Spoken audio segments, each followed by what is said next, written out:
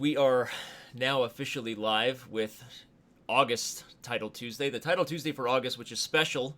Hammer, you want to tell everybody why this Title Tuesday is special? The winner today will qualify for the Speed Chess Championship. Wow. So that is pretty exciting, Danny. That first of all, that energy was real. You just woke me up with that. Thank you for that. Yeah, the winner today will qualify for the Speed Chess Championship. There are 2 spots remaining in the SCC. Obviously, 12 players were invited. 2 of them got there via the Women's Speed Chess Championship, and we'll find out who's going to get there via the Junior on Saturday. But I'm looking at the player list here, Hammer, and there's some juniors who didn't quite qualify because of the JSCC who are maybe going to try to do it right the second time around. We've got Firoozeh in the player list here. We've got Parham Maghsoodloo, right? These 2 guys from Iran were probably, in many people's eyes, the favorites to reach the final and throw down against each other, but they were outed by Wei Yi and Jeffrey Zhang, respectively. So I'm excited to see what happens today with Firoozeh and Parham Maghsoodloo, but we've got a couple minutes to take a look at this field. I mean, we've got Vladimir Fedorosev, we've got Andrew Tang, Dmitry Andreikin, Grigory Oparin, Anarwal, I forget who that is, but I believe it's Jules Moussard, I think so. Alireza Firouzeh, Sam Sevian, Daniel Naroditsky. I mean, the list goes. We've got Jan Christoph Duda, who, by the way, is already invited to the SCC. So what's he doing here, Hammer? Right? He's gonna play spoiler to some other people. But anyway, when you look at this field, what do you think? Who do you got? Well, I mean, the Title Tuesday tournament, I mean, it's every month. It's completely stacked. It's especially stacked now, seeing as how there's a qualifying spot on the line. But frankly, Danny, every time I play this tournament myself, I get scared. I feel like this is the strongest field in internet chess, and it's terrifying. Well, what are you gonna do? How can I don't see how anyone can reasonably expect to win the tournament when it starts out. It's anybody's field. Well, I guess if you ask them, some of them might say they can reasonably expect it. I've gotten some messages. Everyone letting me know there's some audio lag. We're gonna try to work on that between what's the words that are coming out of my mouth versus what you can actually hear and see. We'll try to fix that as the games get underway here. But yeah, no, you make a good point. I mean, obviously, I think that it's anybody's game. Probably sometimes, if we're totally honest, it comes down to some luck of the pairings, and somebody just happens to have their day going that day. All the games just begun. I don't even know where to go. We've got Fedorosev here with the black pieces in round 1. Opar and Grigori here with white. I'm just kind of going through the list. Jules Moussard, known as Annawell, Firouzeh. If you see a game, Hammer, usually the way this works is if my partner yells at me, it means I'm doing something wrong. If you see a game you want me to go to, just tell me. But I literally don't even know where to go. I want to look at Firouzeh's game. I feel like that's where I'm being pulled to, just based on the fact that he's been someone I've been covering recently in the Junior Speed Chess Championship. And I think he's motivated because I think he expected to win the JSCC and get into the main event. I think he's, if I had to guess, he's still probably a little salty about the way Yi lost. So I expect him to really bring his A game today. Yeah, and I mean, I thought it was funny that Firouzeh was even playing in the Junior Speed Chess Championship because I think he could fight for the title in the real deal. So he will be disappointed he couldn't win the juniors event, but I wouldn't rule out that he could win the senior, the real Speed Chess Championship. That's a good point. I mean, but okay, as we saw going up against someone like Wei Yi, when you have 3 hours of chess and the longer time controls allow, no other way to say it, the stronger chess players to flex, so to speak, right? I think that Firouzeh, known as the Blitz and Bullet Beast that he is on Chess.com, it was shown that obviously going up against a 2740 player like Wei Yi, it's not a walk in the park just because he's an online monster. You know what I mean? I'm not disagreeing with you. I think I think part of the reason people feel he could win the main SEC is he's one of those guys who could actually give Hikaru a run for his money on a good day, right? And I think that's why people say that. But I think going up against a field of a lot of 2700s, I would say he would be a far, far underdog to try to win something like the main SEC. But that doesn't mean he doesn't want to get there. Yeah. Um, Well, in order to get there, he's going to need to win games. And I have this thing when I stream, Danny, I try to respect the bishops. Okay. I really like how the bishops work together, controlling. One bishop controls the light squares, the other controls the dark squares. I noticed that Firoozeh has given away his pair of bishops, his opponent sitting with the bishop pair. However, this is not the best bishop pair I have ever seen. Well, and he may have gotten some good compensation for it, right? The knight on f5. I mean, queen g4 is screaming our name here, combined with ideas like bishop h6, and then who knows what happens, right? Yeah, I seem to remember someone telling me that Kasparov felt that whenever he could get a knight to f5, he was going to checkmate his opponent. And that is what Firoozeh is trying to do right now. He has an attacking position. He's getting the pieces coming in. And to me, it looks like this is going to be extremely dangerous for his opponent. I would get another piece up there. Bishop g5. Can we make that work? Why not, right? Okay, queen d7 would lose the queen on the spot to knight h6 check, everybody. And queen to c8 might be the move. Okay, if queen bishop g5 is on the board. The only defense for black that I can see is f6 maybe. Somehow attacking the white queen. f6. Ooh, that's maybe a decent move. It may be the only move in the... No, okay, let's show why something like queen c8 doesn't work. Knight h6 followed by bishop f6, and there we go, right? That's a problem. Okay, so what does he do actually on bishop g5? This looks like a serious issue. I think Firoozeh is coming on to a flying start. I think black has to go h5 simply to give his king an available square for escape.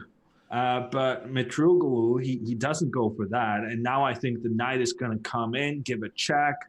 White is going to capture the pawn. The king is still going to be in trouble, while white has also won some material.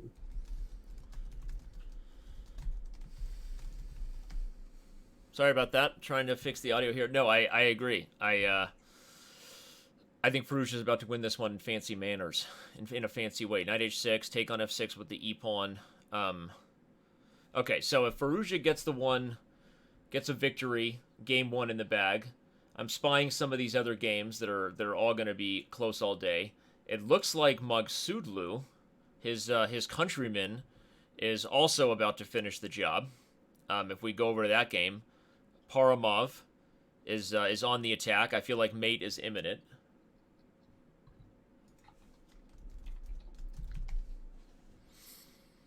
And okay. If you're just joining us, this is the August Title Tuesday. Thank you for being here. And the big news is that the winner of this event makes their way into the Speed Chess Championship. So if you didn't get the memo, it's right there in front of you on the screen, on the template. Hammer and I are currently in round one here, diagnosing some audio issues along with it. So if you see us moving a little bit slowly, there's mate that's on a checkmate right there. Too. Yeah. Chess players aren't moving slowly while our audio is. We apologize for that. Okay, going back to Firouzeh's game. He hasn't... Wait, are you saying you're not ringing the bell? I thought that was a Danny Rensch special. You're right. Whenever there's mate. Hammer, you're calling me out. You're right. I've been looking forward to this day for so long. This is my first I don't know where I put the bell. Hold on. You hold it down. I'll be right back. Rensch. It's a bucket list kind of thing. Taking a look at Firouzeh's game, I mean, not a lot of moves has happened since we last joined, but Costa is in trouble because not only is he losing on the board, he's losing on time. And Firouzeh now is going to play f7 with the threat of bishop f6 coming up on the next move. That is pretty sweet. It's guarded by Mitroglou, but I don't think there's anything stopping that bishop f6 move coming up.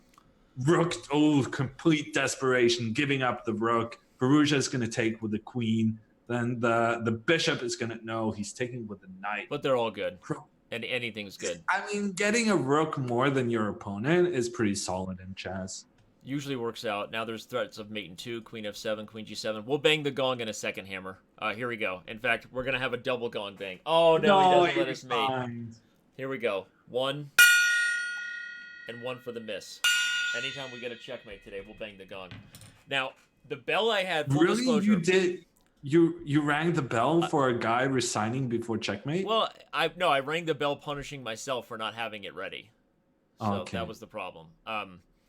The full disclosure, the little hotel bell I had, my youngest daughter broke it. I don't know how she did it. It still looks like it should work, but it doesn't ring anymore. It's like she took the ring out of it. So I think we should take a look at Fedorosev. Let's do it.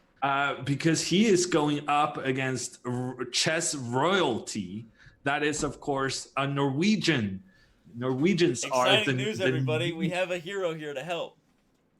Someone's going to help with the audio sync. Hammer, you keep commentating, buddy. Okay, so our Norwegian is, Norwegians have become like incredibly good at chess.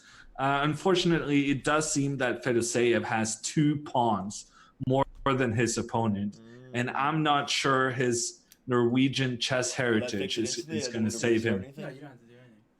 It does it live. You look really good today, by the way. You look so good. Are you letting your hair grow out? I really like it. Okay, we'll see if that works. Aaron just came to the rescue. This is what happens when I try to do streams myself anymore. Okay? He was there the whole time? He's in the other room, just getting ready for his next show, you know? He should have been babysitting you before we started the show. He should be producing this, but he's been busy, and I decided, hey, I can do it myself today. And guess what? I messed it up. But we'll see if the audio says it's still slightly behind, but better. I'll try to improve it now that I know how to do that. So I'm gonna go in and try to improve it a little more. Now that I know what Hammer did. I make it 500 now. 500? Okay, I made it 300, but you go a little more. Go all the way to 5. Okay. That's Aaron to the rescue, everybody. All right. We're excited. I'm excited. Hammer, I think Norwegian has to resign against Fedorosev. Fedorosev is the highest rated player in this tournament. He goes by Big Fish. That's right. And that is absolutely a accurate username because he is the big fish in this pond. Generally the biggest fish when he plays in Title Tuesday, although there are times, of course, we know guys like Hikaru Nakamura and others show up, but I agree with you. Aptly named. Okay, so he takes his game. Big Fish wins. I've got the only other game amongst the top players up right now, Hammer. That's Mkhitaryan's game, one of the well-known players for the Armenia Eagles. He's trying to convert an extra pawn endgame and an extra pawn up in a rook endgame, but probably should be a draw with best play. Yeah, and you can't really afford to give away points here. So, I mean, getting a top 5 placement in this tournament is ridiculously difficult, but getting the number 1 spot even more so. And you're going to need very good tie breaks in order to secure the number 1 spot. Made in 1 threatened, by the way. He stops it. King Egypt. I love how that just comes out of you. Mate in 1 threatened, by the way. Let's just keep going. Well, I thought it's very important. If it by any there wasn't really any chance it was going to happen. There's G6 coming. Did he trick him? What's going on here? Something has happened here, Hammer. This is so classic Title Tuesday. Classic Title Rook Tuesday. games are difficult. I was thinking, man, you have to go into the pawn ending, but yeah, but it should still be a draw now. Oh, he could have traded. No, the pawn ending is easily winning because you use the back pawn. Ah, the back pawn. Okay. Yeah. Right when the pawn's on the 6 rank. In fact, I'll show that when this is done because clearly, if I didn't know it off the top of my head, then some of the viewers might not have known it. Most of them are better than me, but there's a couple people watching the show who are not better than me at chess, Hammer. Okay, but look at this. Okay, regardless of the king and pawn ending, he just converted what should have been a drawn rook and pawn ending into something he's going to win now. And you made a point. Yeah, but this is Blitz. I was about to say internet Blitz, but that's not really true. even when you play over the board, these kinds of endgames where you're supposed to make a draw, it's never easy. The white In fact, player even when you're gets supposed to win, it's never easy. He almost just blew it right there. Got himself in a weird spot with the rook and king. Okay, no, it should still be winning for black, but this is not the cleanest technique. It's not easy actually. Because now king g2, if you give a check with the rook, that position is supposed to be a draw, I feel. Yeah. And now if the king comes up, you can check him out with rook f2. So the king needs to sit tight. But then rook f2. I feel... Oh, king e3. Because I was thinking maybe rook f2. That would have been a mistake. He got it right now. He got his king supporting the pawns from behind, which is what it's supposed to do. And now black is going to win this game. King goes to g3. There's no stalemate tricks on rook d3 because... Okay, actually, king g3, rook d3 would be very problematic, so don't allow that. That is very nice, Danny. But, actually, wait, what can he do? He's pausing to think. Was g2 a blunder? No, he can do like... Okay, king e2 followed by f3, but you have to be very careful of stalemate tricks here, as we just pointed out. This has been one of the weirdest conversions of what should have been a very clean... Yeah, he's fine now. Yeah, now... But I agree. That position was trickier than I originally thought. But now he's getting his king involved. That's going to spell the end of it. And the rook e2 check is now coming, even if white guards it. Also, Sam Copeland in the chat had a very nice solution that we both missed. What was that? People in chat being better than us. Rook f3. Rook f3, classic. Although, Sam, I don't think it works. What if white just plays rook a3? You're stuck. It's still stalemate. LOL, Mr. Copeland. Let me back up and see. Wow, that actually is deserving of some analysis board time. Yeah, this is. We're gonna back this thing up. Next game starts, but I don't care. Who was the game again? I'm gonna bring it up on the archive and invite you to it. This is Mickey Tarian versus Sway Zim. Yep, I got it. I'm inviting you to the board. You ready? Oh, this sounds tricky. GMJLH. I have one of these staff special things, which means when I invite you, you're forced there. Haha. Wow. Yeah. So look at this. This position, we'll flip it around because we were looking at it from black's perspective, was a super instructive finish. So our point was that king g3 would have allowed rook d3, and Sam said that rook f3 holds, but I don't think so. We just play rook a3, and it's still stalemate. It's very tricky. And rook making sure that... No, but there's king g4 for black. Yeah, there's king g4, but then you're not protecting your pawn, so you can go rook a2. Or even rook a8, as I just played. Maybe. Or rook a2 is probably better. You're right. Just go get the pawn immediately. So this is an example of how these extra pawns in these rook endgames can go wrong if you don't have optimal coordination. Hammer made a really kind of offhand comment, but was very true. You really want the king with the pawns at all times. The king is better over here on like the G and H files, kind of being simultaneously shielded from the lateral checks and then also helping the pawns advance, because with the king shielded, your rook is threatening to do damage, and this rook has to stay passive. What black did in this endgame was basically lead the way with the king in a way that almost got him in trouble, where now the rook was stuck on the fourth rank. Can't leave because the pawn.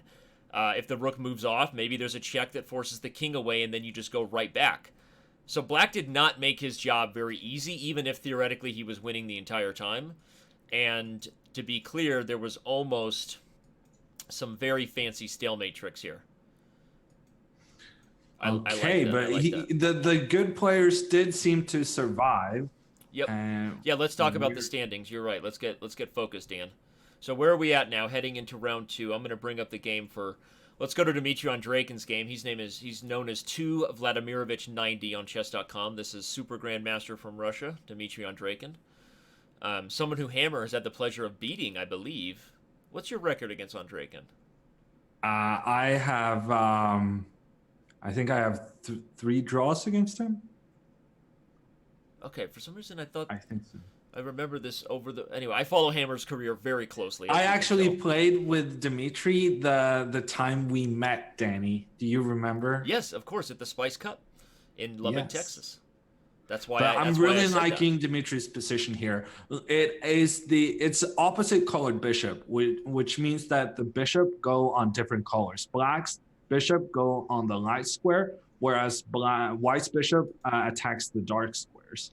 And that often leads to attacking positions, I was going to say. But now something weird is happening because the queens are getting traded off. And if white declines, the white bishop in the center might actually get trapped.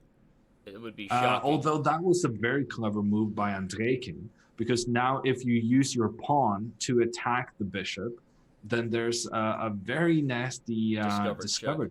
Maybe even just bishop d6. Will you say Andrejkin again for me? Andrejkin? Say it 5 times fast. Andrejkin.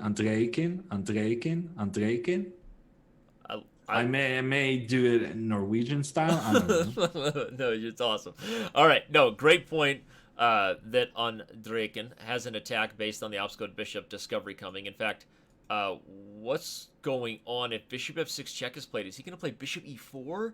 Holy! I mean, that's I am nasty. in love with this move from Black. Look at because this. it was a very, very serious threat in the position. Yes, discovered checks are nasty, but also if White were allowed to push his pawn forward, that would be a huge problem as well. He just ignored the discovered checks. I'm gonna show it on the board, Hammer. Bishop e4 would have been the move that meets bishop f6, discovered check, winning the queen, but bishop e4, and if you take the queen, you end up getting, windmilled, I guess. That's one way to call it. I mean, maybe that's all it is. You would force the queen to give it... Wait, actually, how does that work? If rook takes g2... I don't even care if it's good, I don't think it is good, now that I look at it. I think it's a draw at most. Rook e2 and rook g2.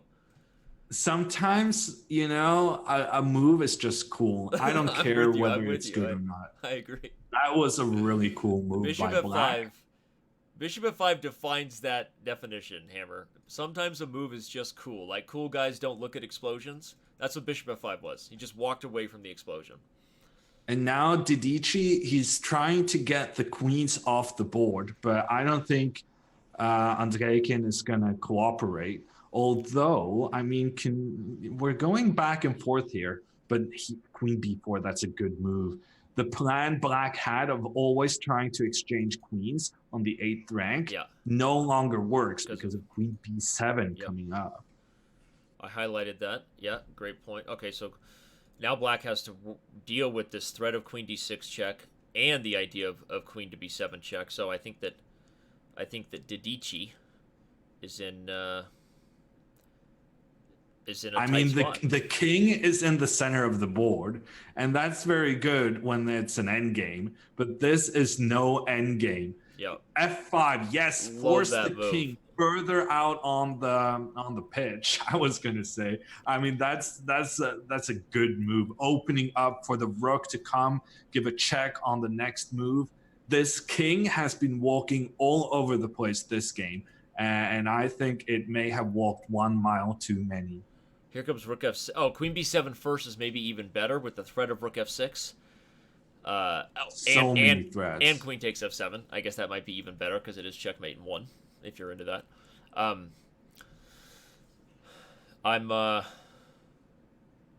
really impressed by this attack. I think Black just has to go f5 and hope he doesn't get checkmated. And I mean, I assume there's a checkmate, but I don't actually... Oh, I do see the checkmate. If f5, queen g7, right? Yeah, and then queen f7 is a good move after. So as you said, Black's king walks a little bit too far out onto the pitch. I love these like European, this relationship here, this thing between us. Can you feel it? It's working. Yeah, we're very focused about soccer. Yeah. So it's always the pitch. It's always the pitch and the final half. And the, I don't know. Midfield control. Midfield control. All right, well, White's got a little bit of midfield control here. Rook takes f7 should do the job. All right, so we think Andrejkin... in Norwegian and German, the bishops is literally translated as runners. Really? Yeah, which makes a lot of sense for the soccer focus analogy. I'm spying other games as we watch Andrei convert this one. Looks like he's going to be one of the top seeds who stays on 2-0. A lot of exciting games, but Hammer, I'm going to take us over to the Polish Fighter 3000. That's Jan. Are you really Duda. not going to let us What? check whether or not we get a ringing Hey, of the if we get a bell? ringing of the bell, we will. But now we miss Polish Fighter's mate, and there's a ring of the bell. That's why you trust my instincts, Hammer. That's why you trust my instincts. Hammer, do you want to bang the I gong? apologize for even doubting it. Do you want to bang the gong? You want me to do it? No, you go ahead. Anytime we see a checkmate on today's show, the gong. Yes, another one. Where? Queen H2. Oh, nasty. I love it. Dude, we're going to... That king basically traversed the entire board. The final position, both players have as many pieces. Both players have a bishop, 4 pawns, a rook, and a queen. Yep. But the difference is just the king. The king is just not happy. It's hilarious, actually. But like you said, both players have as many pieces as they did pretty much 20 moves ago. But the black king goes all the way from its original square to its final resting place on G3, as Hammer has pointed out. This was a nice one by Andrei. If you look at the standings here, everybody, obviously that win keeps Andrei in the middle. They'll be updated soon. But still seeing a lot of the names you would expect. Dmitry Andreikin, Ali Reza, Jan Christoph Duda. Where you want to go? Let's go to... I don't know if you allow for nationalism, but I would like to go to Parham, the Indian wonder kid. I'm there. Because he's playing a member of my Pro Chess League team, a Norwegian. I knew you would try to make this a Gnomes broadcast. I knew you would do that. But honestly, the Norwegian is up 3 pawns and a rook ending. That is pretty solid stuff, if you ask me. Although I do not like that last move. G3, no pawn bueno. to G3, that was a huge mistake. He's down to 8 seconds on the clock. He may get the dreaded H and F endgame. He really spoiled this position. It should have been an easy win.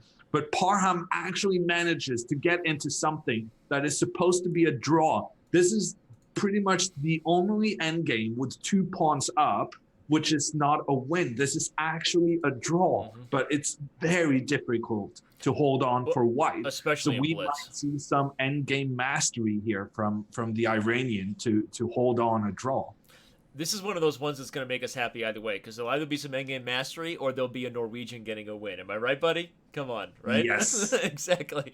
By the way, you've got some Gnomes love in the Chess TV chat from our moderator, Tundra Mike. Shout out to Mike. Thanks for being here.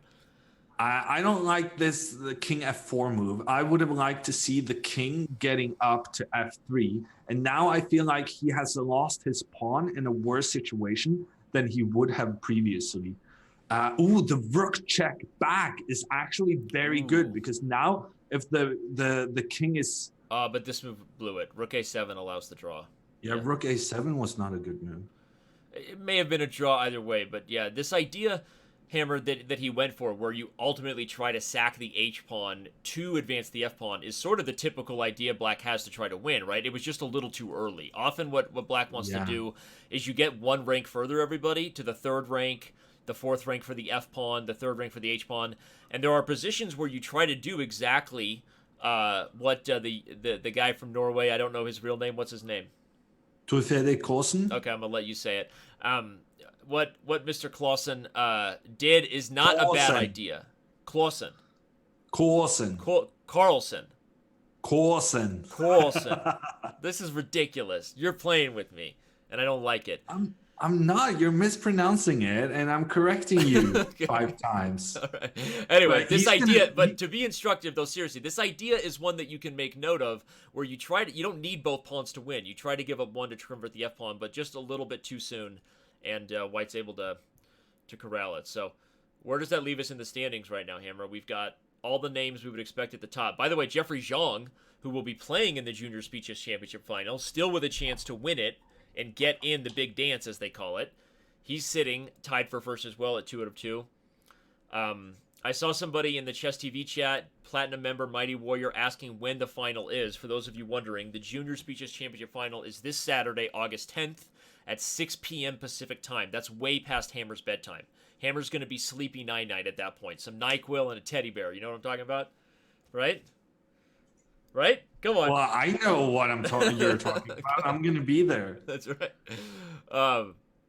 Hammer, this is a blast. Thank you to all nearly 3,000 of you that are with us. We're gonna find out who another player is that's gonna make the big dance. I'm just gonna call the SCC the big dance from now on. You good with that?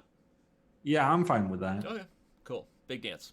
So Hammer and I are gonna have the call here for the better part of the next 90 minutes to decide who is gonna make the big dance. So thank you for being with us.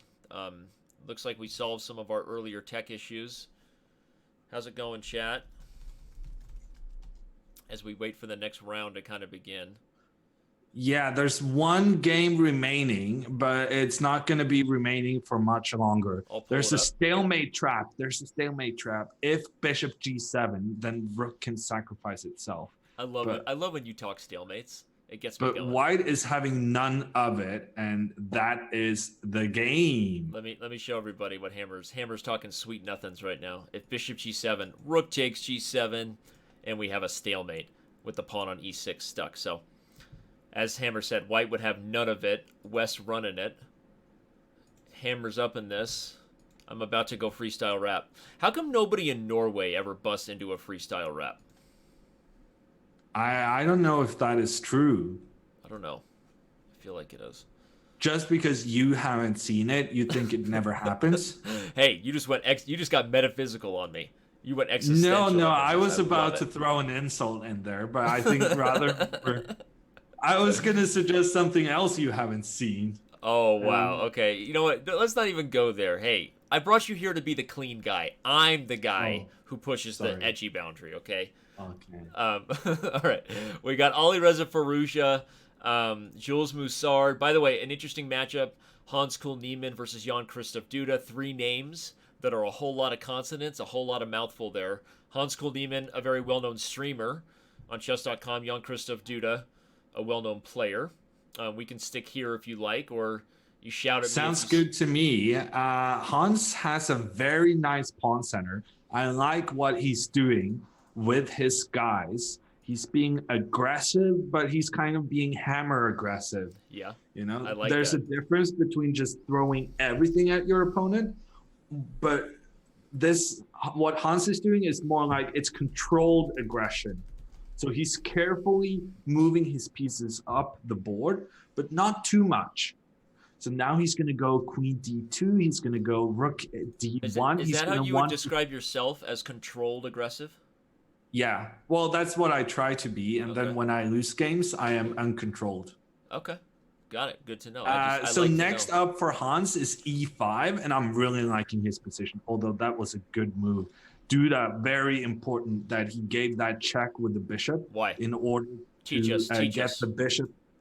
Because otherwise e5 was coming up. Okay, e5 was coming, and that would block the bishop, and then things like that knight would d5. attack the bishop and block the bishop. Yeah, something it like would do like 5 good things at the same time. Got it.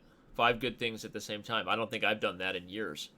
So what happened now is that Duda managed to exchange off, kind of force white to exchange off the dark squared bishops. And that was advantageous for black because black is pretty cramped. And when you're cramped, you don't have enough good squares for all your pieces. So you want to exchange off some of them to have more space for the remaining ones. And I still think Hans has a very, very nice position. But Duda fixed what was a potential disaster into becoming just unpleasant with chances for both sides. Yeah, great way to describe it, I think. Now, it's unpleasant for black because of the double pawns. Obviously, the pieces are slightly less active on d7 and b7, but I agree. This is going to be... Hans wants to manufacture something with this space advantage, but how to do it, right? If you ever push f5, e5 is weak. You can't ever push e5 without other consequences. So what would be Hammer's what White is going here? to do is he's going to play h3 and then g4. Oh, go g4 or go home. Go g4 or go home. It's kind of it feels aggressive, but at the same time it's kind of just trying to restrict your opponent's pieces. It's not actually about aggression. It's about stopping your opponent's plans. So it's basically. a lot like Tai Chi, you would say. G4 is the Tai Chi, right? It's like the the ebb and the flow, the Taoism. It's not aggressive, but hey, if you try to punch me, I'll pull you in and crack your neck, kind of thing. Okay, but this bishop c6 move is very good. Rook e3 I like, but a5 is a problem now. A5, a4, trying to create a weakness in White's camp. Stuff is going to happen now, I suspect. Yeah, h4. I like that. I love move. h4, and I love g5. Well, I mean, That's you've gonna kind fall of committed yourself. You've committed yourself to being pretty aggressive, and then it's kind of still not about aggression. It's about taking out squares for your opponents. So the black knight on d7, Yeah. you want to make sure that it cannot move to f6. So you move your pawn to g5, and thereby preventing the knight from ever getting to that square. Well, And now you've got real problems if you're black. I think we're going to see a Hans Koniman upset here. I think he's about to take down Duda. I think it's a bit too early. I don't Duda know, is going man. to play knight f8 to g6. I'm smelling a whole lot of Duda in this position, I'll tell you that much. By the way, Big Fish, for those of you keeping track of the standings, has already won, sitting on 3 of 3. He was the highest ranked player coming in to this event, and right now he's sitting as the first top GM to get a victory in round 3. So we'll stay right Hans here. is about to capture a pawn. Duda will have to go knight e5 to block the open e-file. Yep. And then Hans is going to win the pawn on the king side. But I'm not convinced that is... Yeah, actually, that's probably... I'm telling pretty you, good. I went full Duda, right? I You did. told him not You to do that. I just want to make sure the chat is paying attention. Some people are like, "Oh, when Danny produces his own show, he's not capable of butchering the process with horrible puns." You're wrong. I just did. That's right. By the way, Vlad Dobrov also sitting there with 2.5 out of 3. A lot of Russian flags there, sitting currently in the top 10 of the standings. If you're just joining us, a reminder: the winner of today's event qualifies for the Big Dance. The Speed Chess Championship will forever now be known as the Big Dance, henceforth with. Niemann going aggressive here. He better have a checkmate. Yeah, he better have a ready. checkmate, because that's a rook that's going to wish he could come back home here soon. Yeah. There's no so place like home. I think it's going to be a draw. I think he has to go g6. I'm changing my tune. I think Duda's going to win. Look at this move. Really? Look at this move. He's threatening queen e1, and on king h2, you move the knight with any sort of discovery, pick up that loose rook on e7. Okay, Hans Niemann goes for this, but... look at the mate. If queen e... Okay, I'll show. If queen e1, king h2, knight g4, king h3... I am so embarrassed that I'm being out-tacticked by you, Danny. I just want to let you know that you can calm down. I'm supposed to be the big star here. That makes You're two of supposed us. to be the entertainer. That makes 2 of us. By the way, Dmitry Draken also just got a huge victory. And he's going for it. Dude, with only 18 seconds on the clock, is actually trying to win this game. I think he could have played queen c1 and gotten a draw by perpetual check. Yep. But he's going for it here.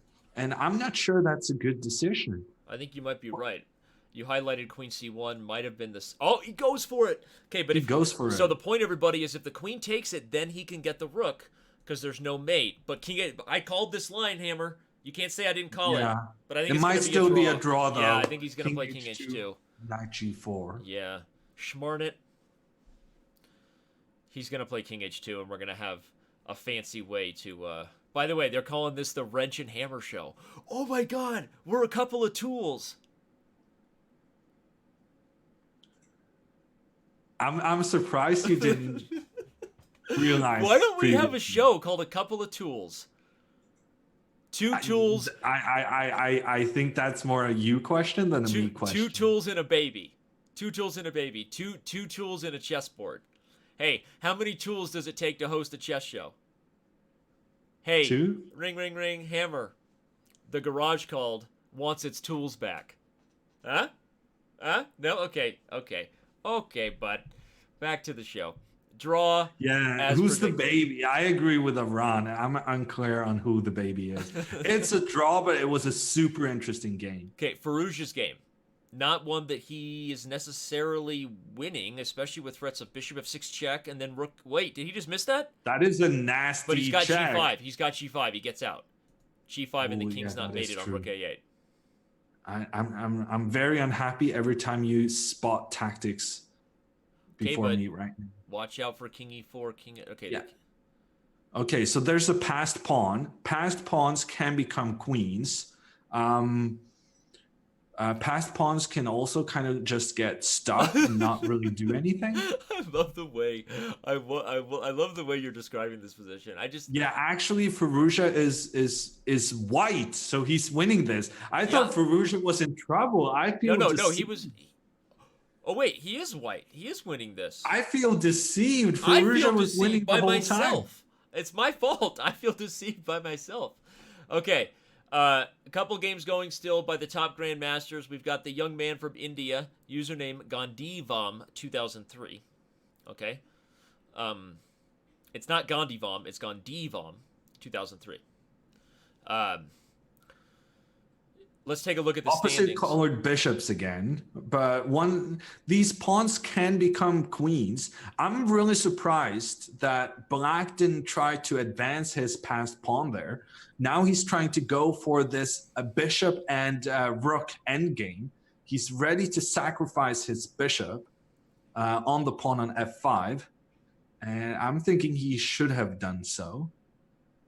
Because now it's too late. Yeah, now it's too late. You can get a new queen, but it's checkmate. Bang the gong. Rook a8. Oh!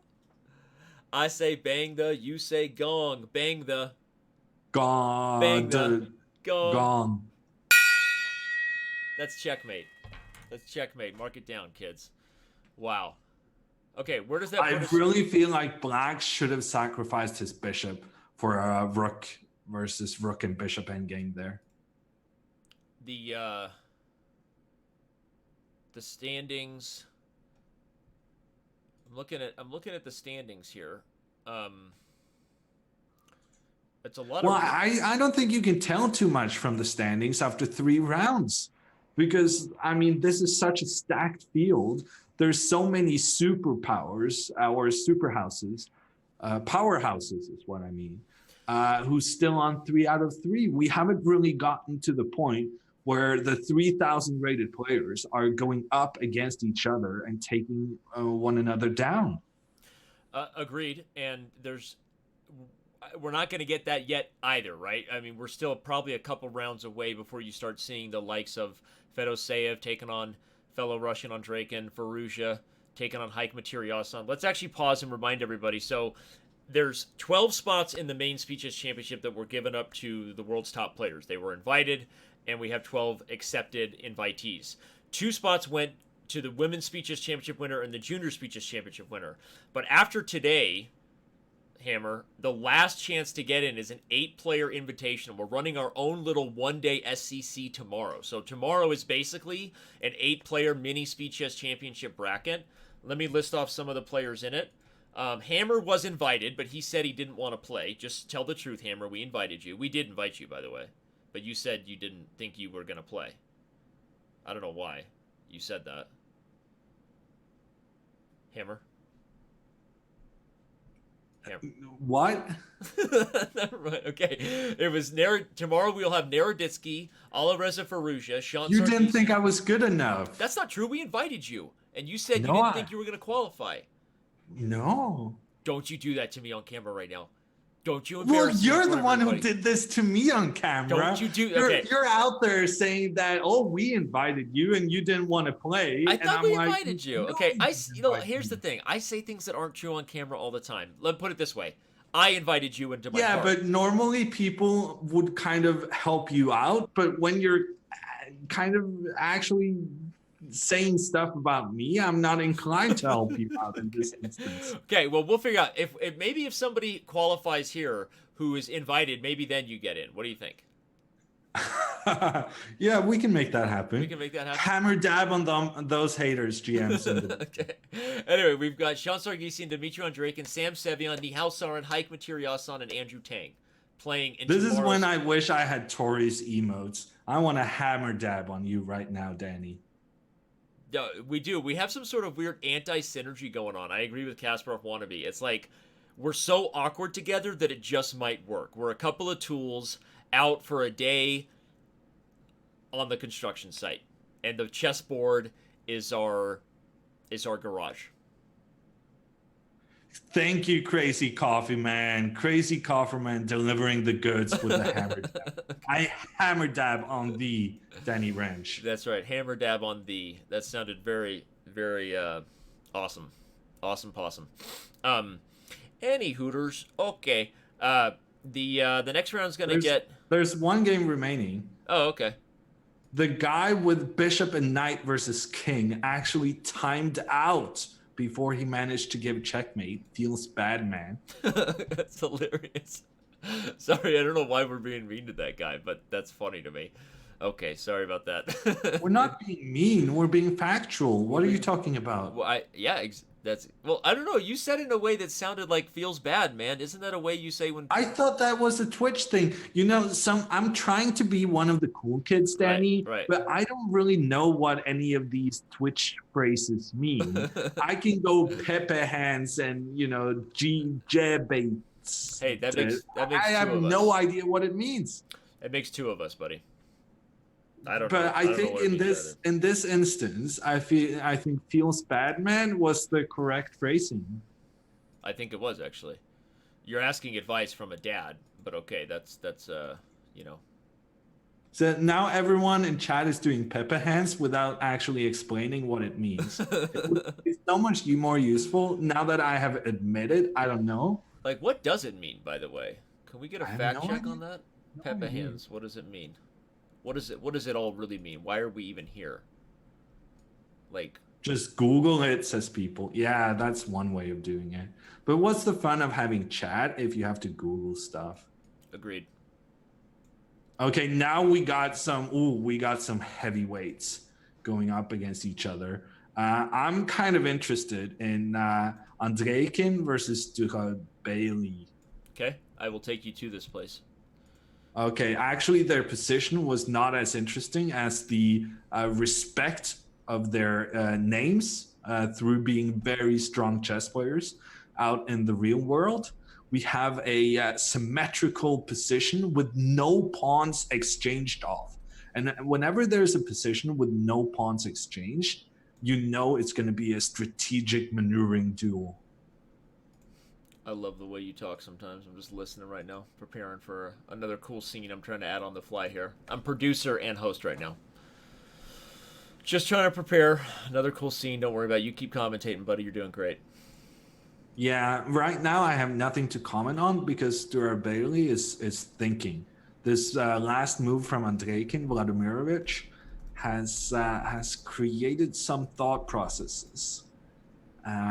Because now you have to consider exchanges, and Bailey actually goes for it and then takes control in the center. No, he's not going to do that. I'm very skeptical of that exchange on Black's behalf because he's basically taking out two of his best pieces, and now he's allowing White to use the white squares in the center, specifically D5 and E4. It feels like a good exchange for. By the way, White. I highlighted those squares faster than you could say them. I'm inside your head right now. I read your mind. That's a good partner right there. Yeah, right there with you, buddy. Okay, H4 from Andreikin. Bishop F6. I don't like this move because you were in a position to put a lot of pressure on the F5 pawn, but now you allowed White to defend the pawn in good fashion, and now takes on G6. You cannot take towards the center. Normally, you want to take towards the center. Also, did he miss E4 there? No. I don't think it was. I was trying to calculate that. Let's see. Did he miss a chance to win a piece? The point is that Hammer's noticing an undefended bishop on B2, and if E4, you gain a tempo on the queen, and then I think you're right. E4 looks very strong. It doesn't win a piece because of queen E2, but it would have been pretty threatening Yeah, you towards White's take on position. D3 and you're super happy. So black maybe misses a chance to strike. Now he's going to be groveling in a worse ending for a very long Yeah. time. And especially against Andreikin. Yep. I mean, this guy is so good. What I find the most fascinating about Dmitry Vladimirovich is that normally he gets these really bad positions from the opening, and he just doesn't care. He's just there to play chess. He doesn't mind getting a weird or bad position because he's there to outplay the opponent in the long run. So whenever you give him a position where he's actually objectively better with some, technical play, that's when I feel, that's not the kind of positions you want to have against. Well, and he's also kind of a system player, right? You say he gets bad openings. I mean, he gets kind of, I wouldn't say bad openings. He gets like kind of some obscure, dubious positions a lot, but he's also a guy that plays his same types of positions, plays like these Londons as white, right? He plays these same positions over and over, and that probably helps him in the middle game, right? Because even if they're objectively not the best opening, Andreikin kind of knows those positions better than his opponents most of the time, right? Yeah. Right now, I have no idea what's going on. The pawn structure for white is absolutely horrendous. So I'm starting to think that maybe black is doing very well, maybe even winning this game. But in that case, I don't know what happened because I genuinely liked white's position not that long ago. So Durabeli is hanging on for a pretty decent position. I didn't like that trade though. He's playing super fast too. I mean, Andreikin is like not even wasting any time trying to flag his opponent. Basically, now he kind of has to play the move Rook F5. Yeah, he does it. Only way to guard G5 and keep the king kind of cut off. I think black is fighting for a draw here. Yeah, the white king is going to come up, threaten the pawn on H5, and there's really nothing you can do about it. Black's king has been cut off from the action, and it doesn't really help having the two black rooks there because white has an extra piece on that side of the board. So the king is always going to be able to outpower the other guys. And now G6 maybe is a good move to get the pawn running. Okay, no. Well, now G6 now. G6 now. G6, I love that move. So, sometimes you got to prioritize trying to get a new queen. New queen over extra pawns, right? Oh, we were wrong. No. Apparently not. He says the pawn was more important. I'm not sure you were wrong though. I don't know what black. Yeah, but I'm not sure I was right. So that it's a 50-50 call then. Hey, that sounds like that's why we make such a good relationship. I'm trying to tell you you're right. You're like, I don't even know if I'm right. We're compromising together.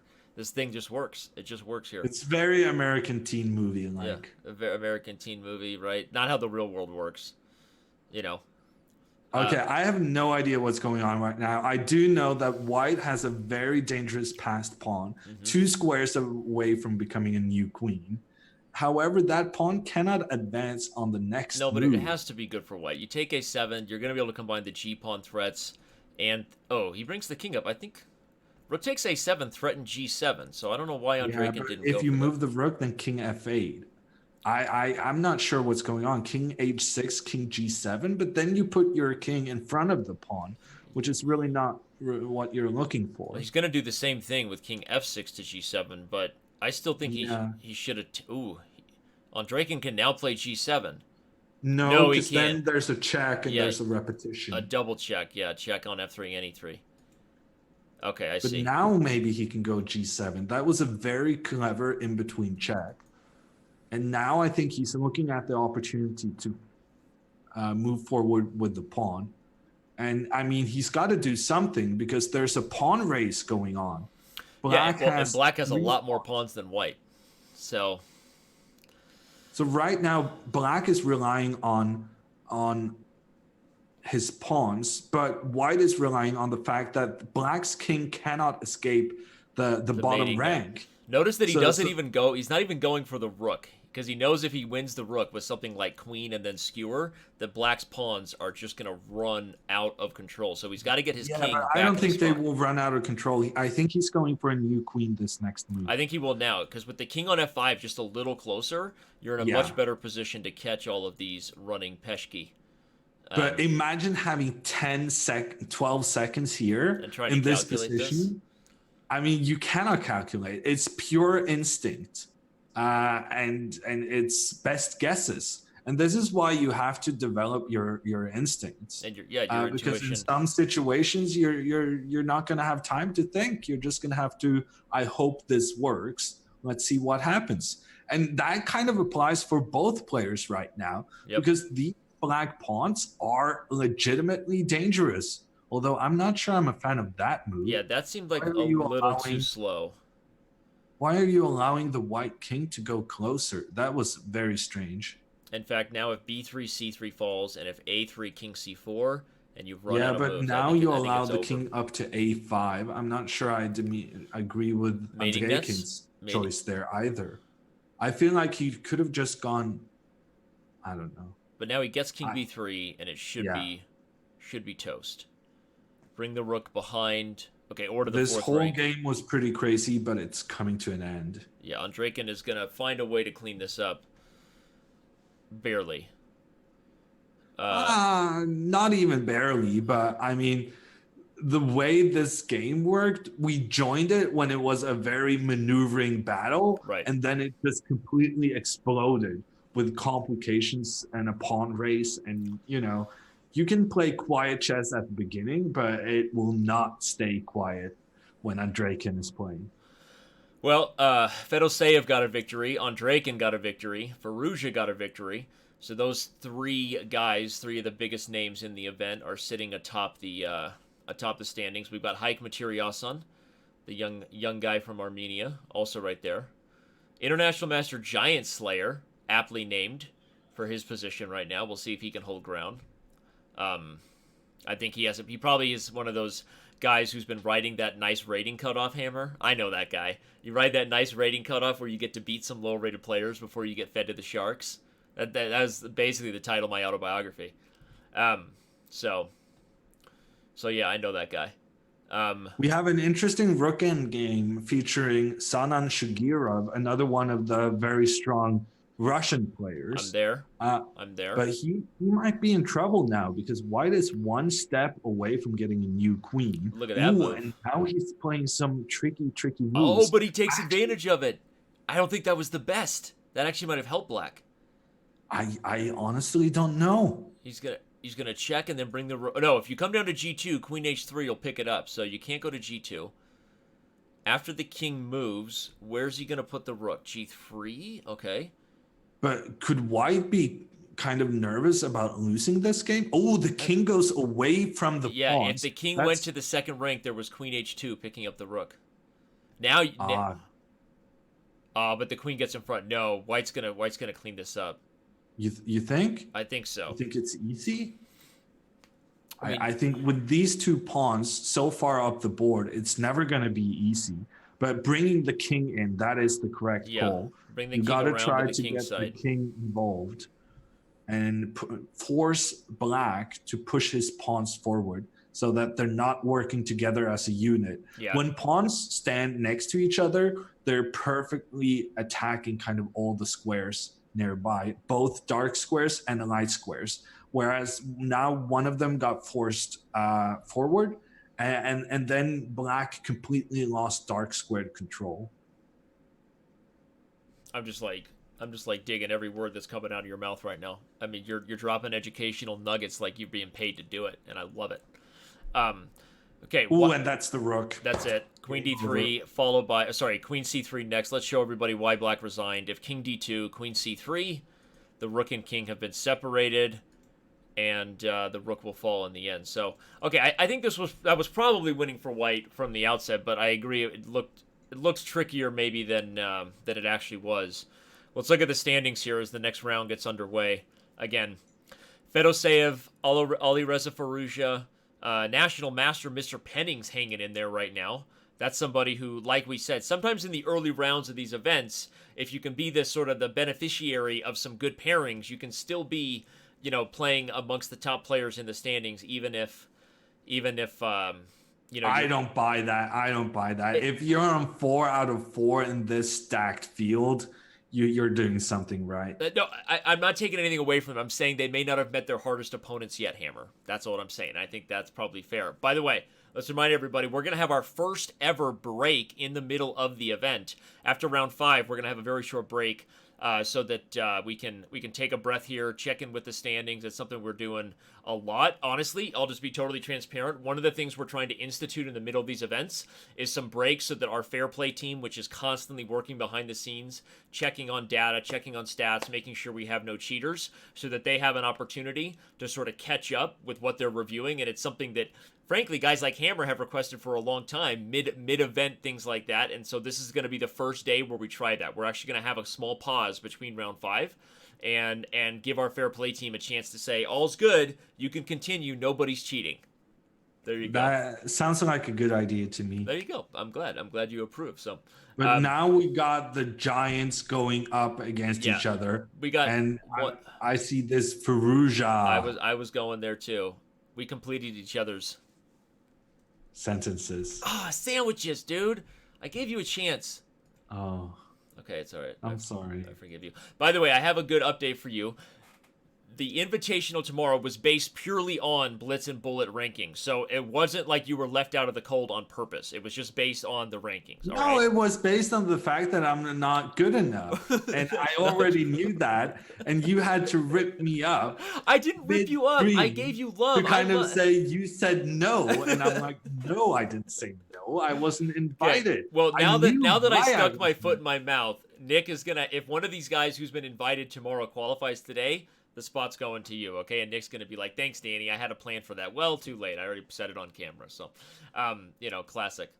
Any Hooters, where are we at right now? Ali Reza Firoozeh taking on Haik Materiasan. The reason that came up again is because both of these young men have been invited into the 8-player event tomorrow that will go down to decide who gets the final spot. To fill out the 16-player bracket for the Speed Chess Championship, we're having an 8-player bracket tomorrow with some of the best Blitz and Bullet players on the site, including maybe one of the best Blitz and Bullet players in your heart, Ludvig, Hammer, maybe. I don't know. Okay, continue. Hammer.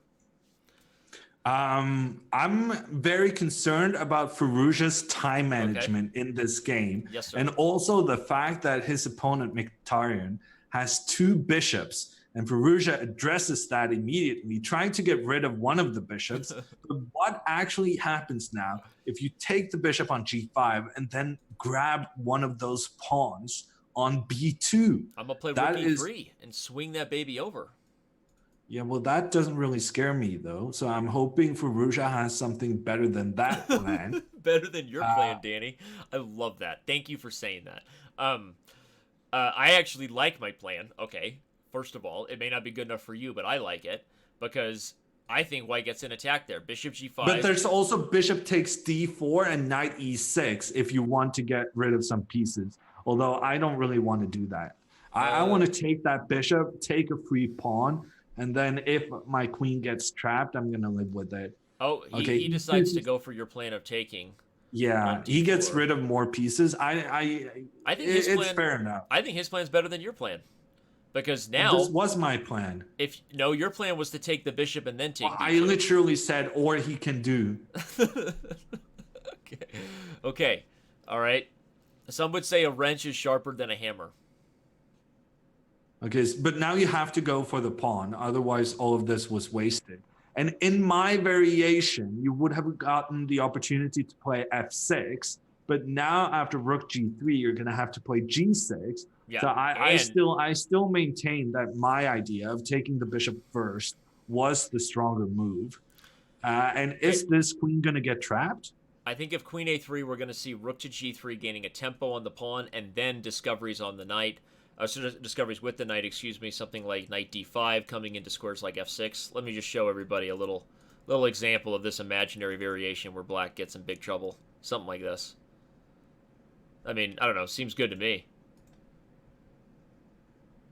Look at this. So is Firoozeh going for a draw here? He moves his rook back to where it came from, and there's no escaping for the queen. If white so chooses, he has to go back. He can force the queen to Come go on, back. don't take the draw, Firoozeh. Well, I think he has to. He's down a pawn. He can play rook b7 and go for and c7. his pawn structure is ruined. Okay, but let's look at rook b7. If he goes rook b7 to hit c7, now you got to deal with that, and I can get back on my attack. Maybe Harry runs up the h-file.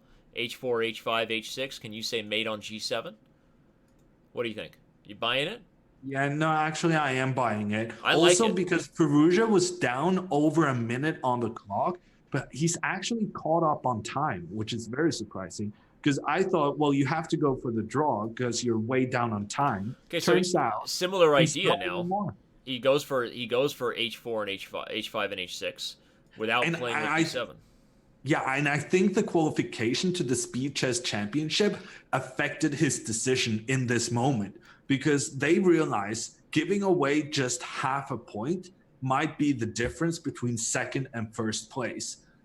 So you actually have to take some risks in order to get the big first prize, the qualification to the Speed Chess Championship. I completely agree with you, and I love it, and you're hyping up the drama well, because I think that, especially a guy like Firoozeh, who was just outed from the Junior Speed Chess Championship, he's playing in this event, you know, not just for the cash money of Title Tuesday, but he wants in the SEC, so I think you're right. I'm not sure it's going to pay off, because if he pushes this position too far, we know Hike Materiasan, that's Mickey Tarian, he can handle himself in time pressure. This is two of the future young stars, not just of Chess.com, but of the world, so if you didn't know who these two guys are, and their usernames on Chess.com, time to pick a picture with your face camera and memorize those names. So there you go. You have your brain in your face? Yeah, there's a face camera. Everybody has it. You go like this, and it works, and then you'll never forget whatever you're looking at. You're welcome. Okay, because I kind of more do like, you know, touch my head. Oh, where like my click, brain click, is. click, click. Yeah, that also works. But it also for does make cyborgs. sense that your brain is in your face. Right. Close to your mouth. Okay.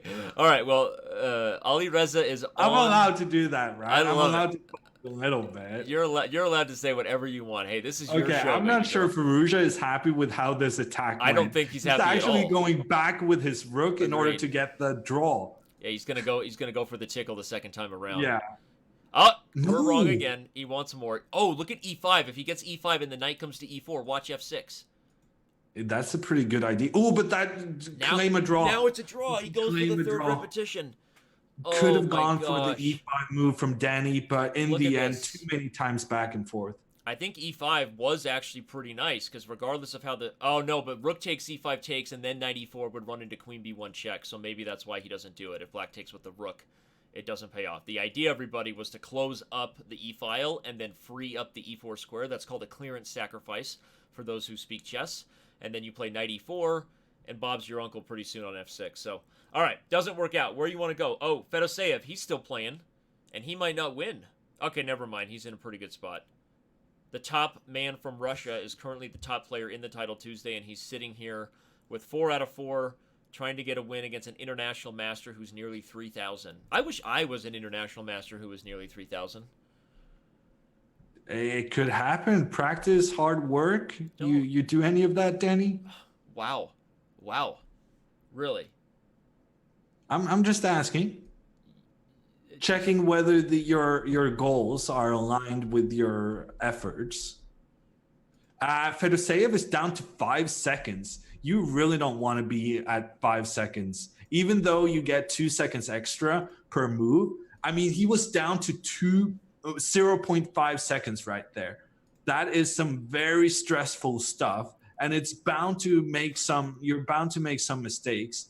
Actually, black now coming back with the king.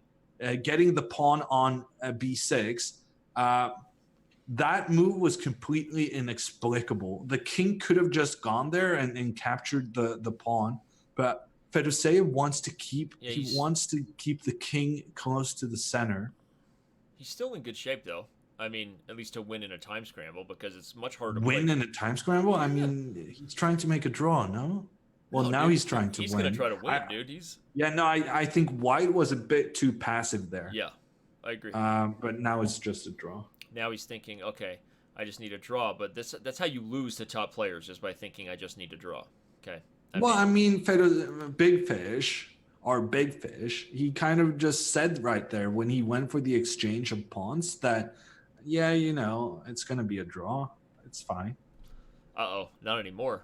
I think I'm calling it right now. Fedorosev is going to win this game. I know that looks nuts. You're wrong, sir. I think you shall learn that I am not wrong. Rook G2 is an instant draw, Okay. and you Okay. respect my chess ability.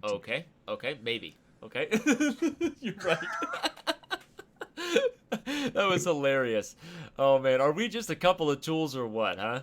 Wrench and hammer at it again.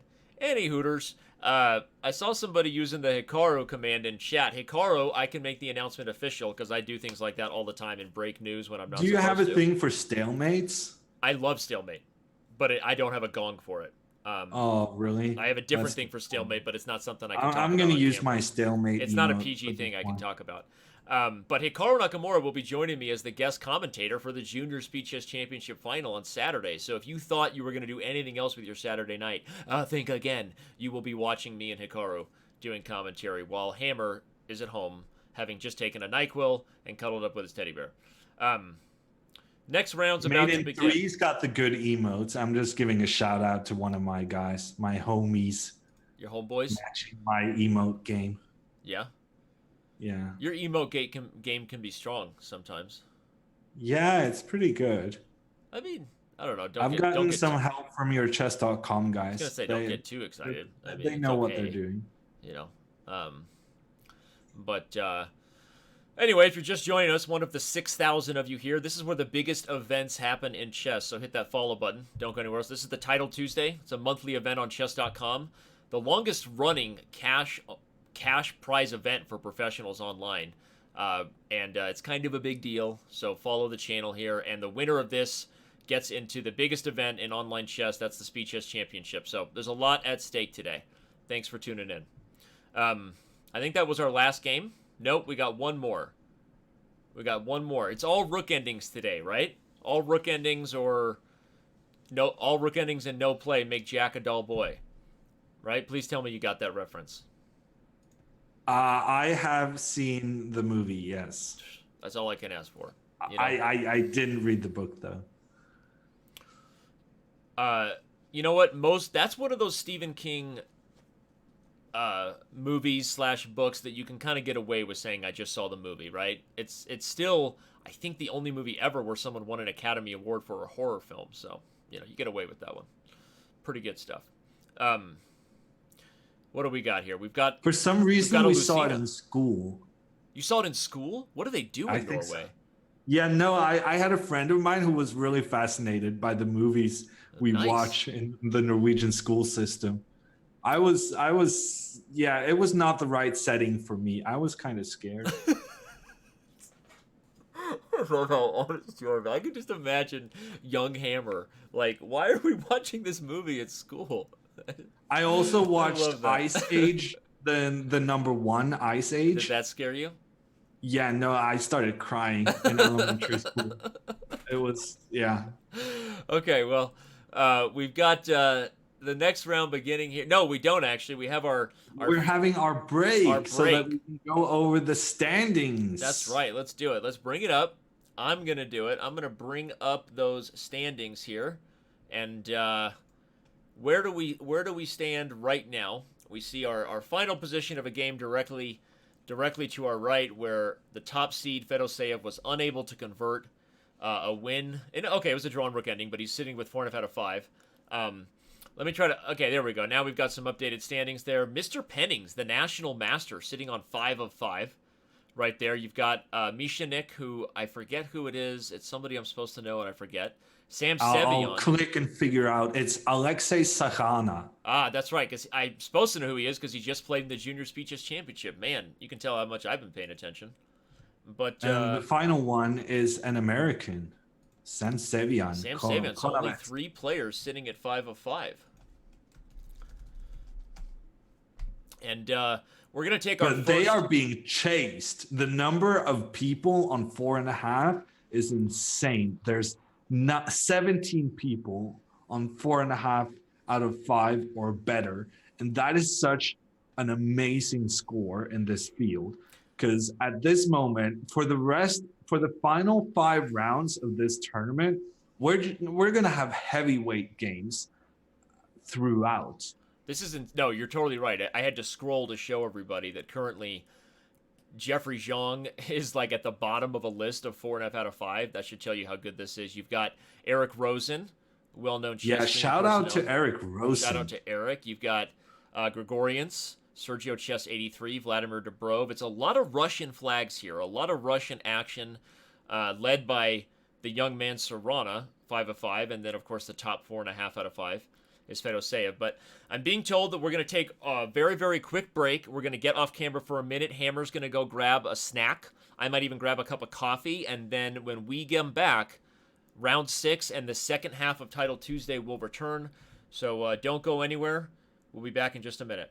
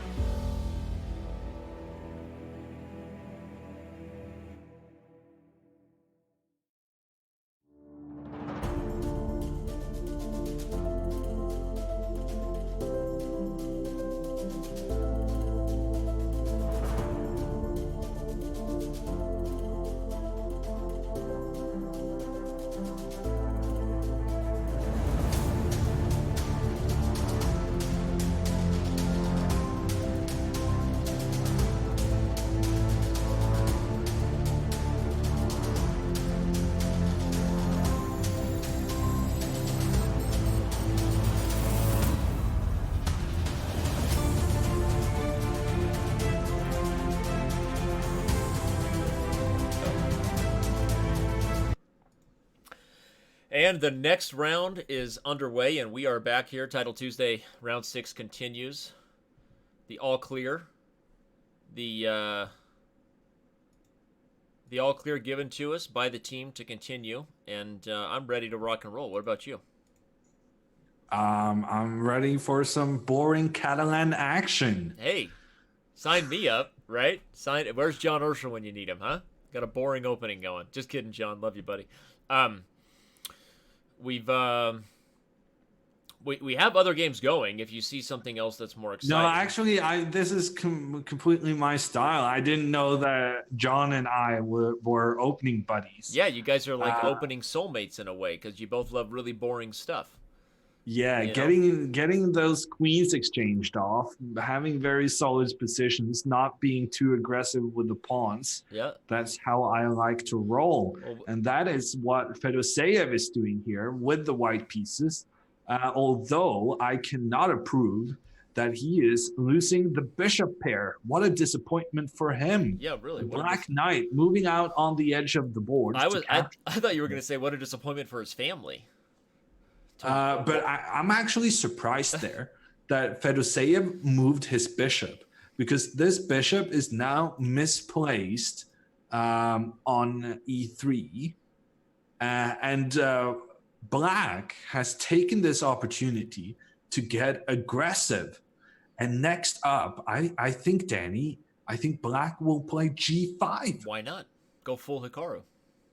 And then if you don't do anything with the white pieces, if you move your rook back and forth in the corner, then f4 traps the bishop. I was already highlighting it. I highlighted it before you could complete that sandwich.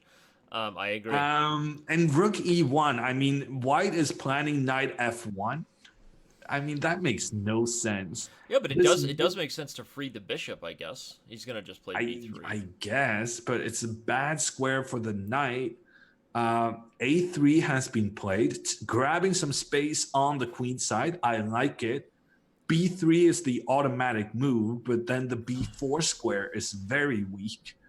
Can be exploited maybe sometime in the future. Thanks, intern. Intern brought me a cup of coffee. Aww. And Fedorosev is getting massively outplayed with the white pieces. Hey, speak for yourself. You don't talk to Fedorosev like that. You shut your I mean, mouth when he's you're getting talking about crushed Fedorosev. on both sides of the board. First, Black is aggressive on the, well, actually, first he was on the king side, then on the queen side, then back to the king side. Black is really pushing forward in this game. Completely agree, but we shouldn't be so surprised about it. I mean, Sarana is the up-and-comer in Russia, right? Fedorosev may be more established as a 2700 GM, but Sarana is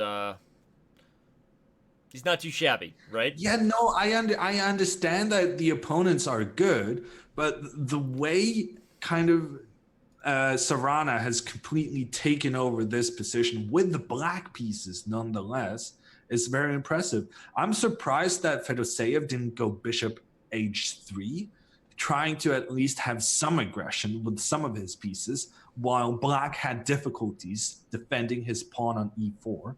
I am very fond of pawn structures, and what Fedorosev is doing right now to his. The white pawns are horrendously placed. The white king is very, kind of craving some more attention from its foot soldiers. I cannot move this pawn from e4 to g3. I agree. Yeah, I cannot approve of what Fedorosev has been doing here. And look at the clock. Fish. Look at Sarana up on time here.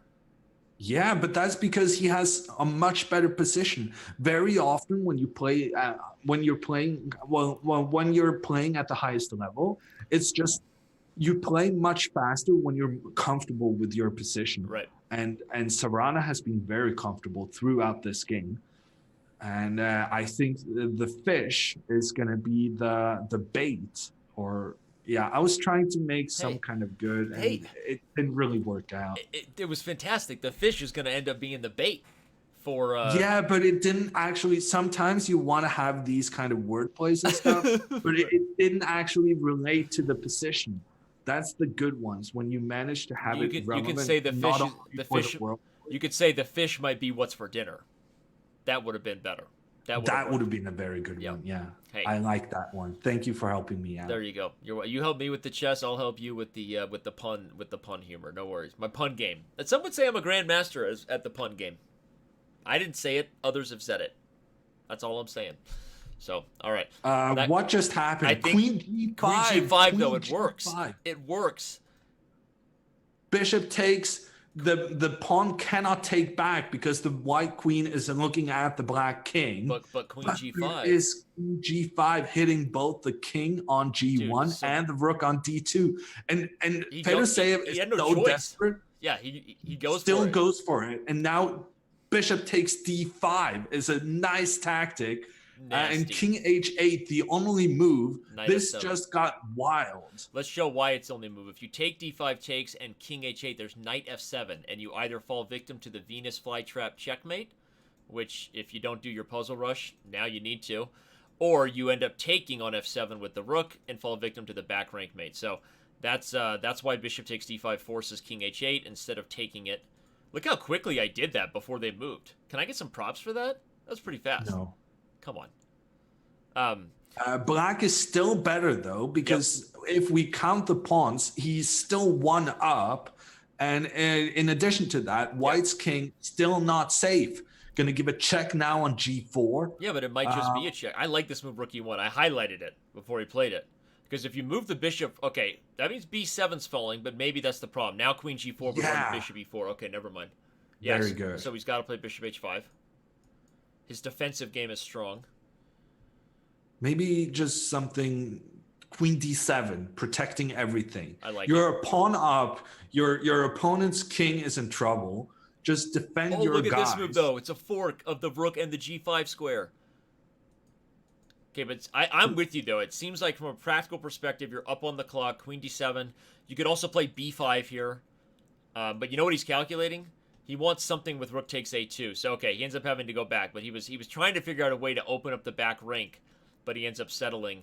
He settled on your move. And look what's happening with Fedorosev. When he's down on time and his opponent just goes into defense mode, I mean, he's trying to find something, some attack, some trap, but he's struggling to find anything that By the way, poses some problems. If you happen to be tuning into this and thinking like, hey, I wish they were watching another game, there's a million games going on that are all just like fascinating right now. We can pull up That is a bishop Danny, by the way.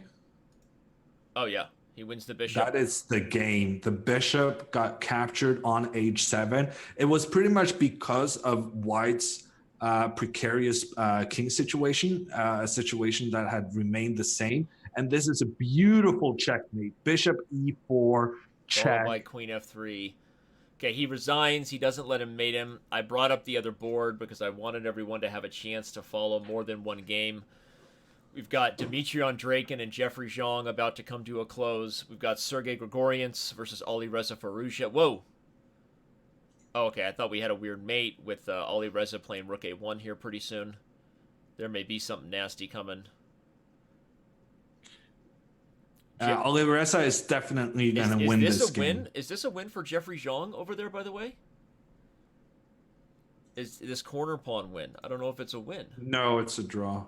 He makes it just in time. He gets to the corner. It's a stalemate. You need to get a stalemate thing. Yeah. For stalemates. Yeah. They're also more likely to happen because very often people resign a move before checkmate, which is such a disappointment. Right. So we almost never see checkmate, but we do see stalemates. Yeah. Because even the person winning plays it out to stalemate because they're just frustrated, right? It's like, I'm not going to take a draw. They're just going to play it out. So, okay, well, where does that put us in terms of the standings? Right now, we've got one game still going, but Sarana took down Fedorosev. That was the main game we covered there. What a nice checkmate. What a nice finish. Okay, it wasn't actually mate, but he won the bishop and won the game.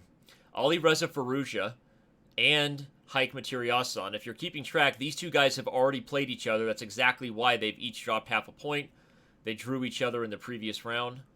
Vladimir Dubrov, the old school Russian, right? I mean, old school like the old school, right? I mean, he's keeping pace.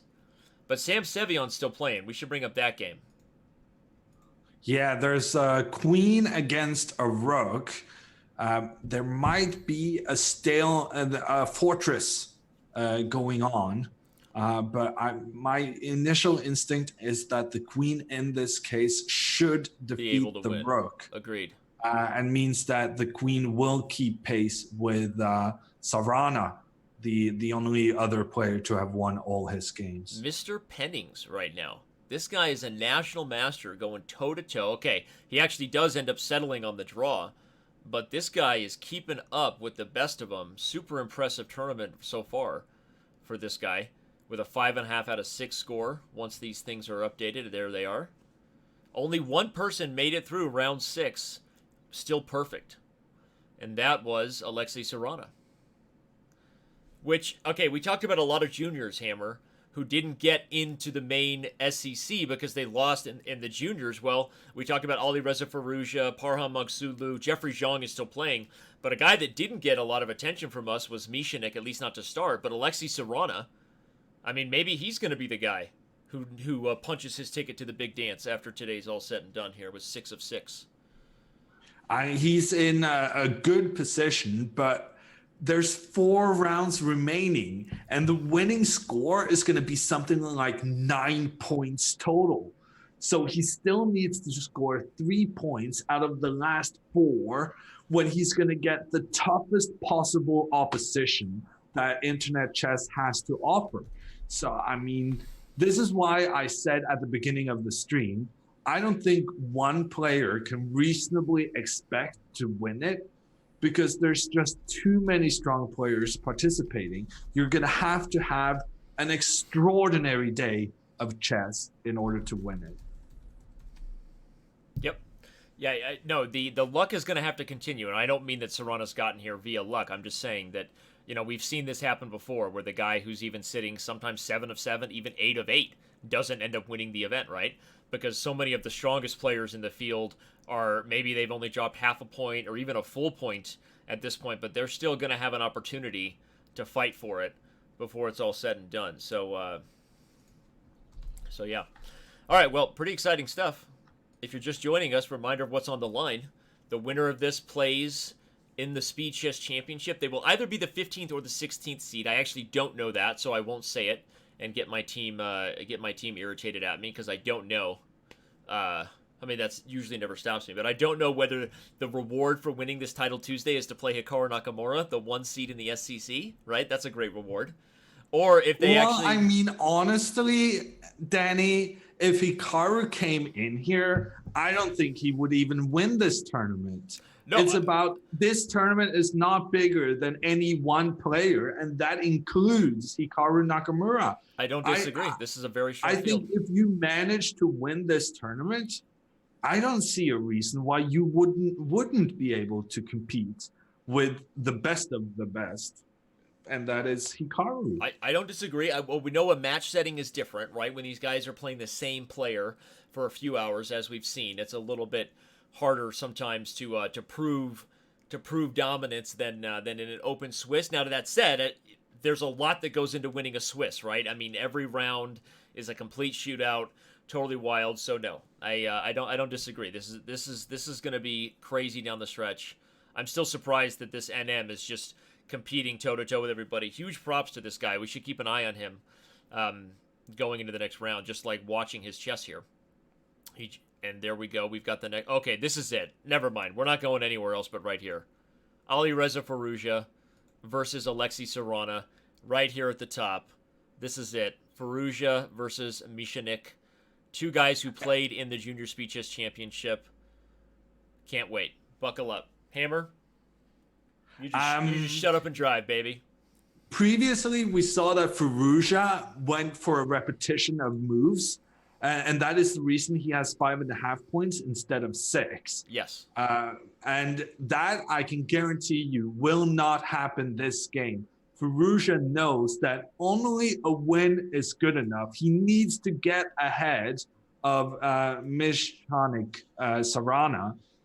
So he's not going for any repetitions here. Yep. He's going to send the pieces towards his opponent's king, and he's going to put difficult questions. He's going to create trouble and hope to get the win.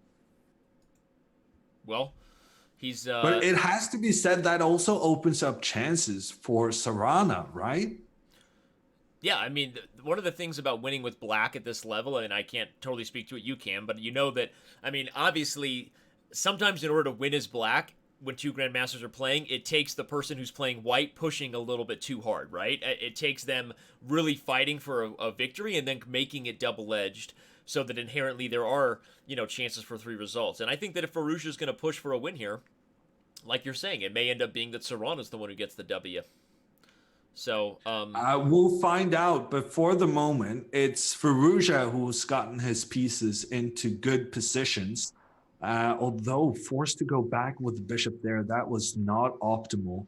He wanted to go to G3, keeping that pressure in the diagonal, but then maybe some F5, F4 could get that bishop into trouble. I'll show that for everybody. Yeah, this was the problem, is a bit of a trick for black. F5 followed by F4, and the bishop is trapped.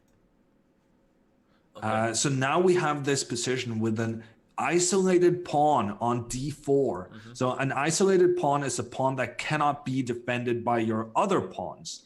And as a consequence, it has to be defended by pieces. But whenever a piece is kind of, you never want to be the guy who just has to sit around and watch your baby brother. Right. Absolutely. Well, I mean, unless you're into that. That's a boring assignment. You want to go aggressive. You want to go after the opponent's king. What if your baby brother is Alireza Firoozeh? That could be kind of a cool babysitting venture. What about, did you like babysitting for your brother, Danny? No. My baby brother was not very fun at all. I hope he's listening. But that's kind of the thing, right? Your baby brother is always going to be your baby brother. Right. I'm sure Alireza's brother considers him his silly little brother instead of internet speed phenomenon that we think he is. Okay, knight g5. I love this as the start of something, right? This could be the start of something. Okay, I hate this as the start. I love it. Opens up the e4 square, opens up the c2 diagonal. I think there's a reason we're seeing... Oh, knight takes d4. I thought we were seeing Mishanik think because Serrana was worried. Turns out Serrana was cooking up something. Can you? Okay, I have no idea what's going on right now. Can you smell what the Serrana's cooking? Right. Actually, I mean, I cannot even follow your puns right now, Danny. I'm trying to figure out what is going on. Did Serrana really take that pawn without consequence? We're gonna find out. If knight takes. There may be like things like bishop b4. Yeah, bishop b4 has to be the move. Yeah. Putting pressure on that rook, Yep. opening up for your own rook against black's queen. I'm sure Serrana is happy that he has a lot of time here to consider his options. He's almost definitely going to have to give up his queen. And then he has to figure out what is the best way of doing that. Rook e8. He's laughing. That kind of suggests 1 through 10. You want me to go? We said the same thing. He has knight b5. That's going to be the move, right? Because if the queen goes to c8, we have a 4-G mode on d6. If the queen goes to b8, we have bishop d6. And if you but what about something like bishop d5 or knight d5? I thought I was winning the exchange with knight d6. You're right. I don't see a follow-up. But what other move? I mean, look at him laughing in the face of danger, right? Well, he's not really laughing at the face of danger. This is just something that happened. And that sometimes does happen in chess, that you just did something happen? What do you mean? I don't know. My Zoom call got weird. No, you're Do here. you still have my camera I there? got you, buddy. You're doing great. Okay. You're doing great. Everyone loves you. You're smart enough, you're good enough, and gosh darn it, you're on a Chess.com show. Yeah, Firoozeh is actually spending a full minute on this move. That is, you cannot spend a full minute in internet chess, but he's doing it. He's really looking for, and there's a draw offer. Firoozeh spends 1 minute on his move, and there's a draw offer, and it's accepted. Oh my gosh. And I was saying there's no way Firoozeh is going to make a draw, but that was complete panic from Serrana. I don't think he should have offered the draw there. Well, did he offer the draw or Firoozeh did? Who offered it? No, Serrana offered the draw after Firoozeh had already been thinking for 50 seconds. Well, and when your opponent thinks for that long, it's clear that they're not happy with the position, that they're struggling to figure things out. Yep. And probably, I mean, Serrana made the offer because he was uncomfortable and he saw one way that he was in trouble. But I agree. It's shocking But you got to go for the gamble. Even though you were leading the tournament alone when the game started, you're going to get, I mean, there's going to be 10 people catching up to you after this game. You're going to need every single win. And having Firoozeh down to 20 seconds that is a big opportunity, regardless of the objective value of the position. Can I just say I love your passion right now? I cannot even match you energy level. You are lit right now. Can we get some hammer emotes in the chat? Seriously, this guy is on fire. And I agree with every word you're saying, which I don't know if we've ever even had that before. Wow. So I agree with everything you're saying. I think that Firoozeh being down to 20 seconds is not like other people being down to 20 seconds, Hammer, but I'm with you. No, actually, I disagree there because Firoozeh is such a speed monster. Right. Because he's quick, he's not used to being down a full minute on the clock. So you got to take advantage of that. He's used to being the one. Yeah. So actually, even though he's fast, there's a difference between being fast and putting pressure on your opponent, yeah, I agree, and having to play fast because you're down on time.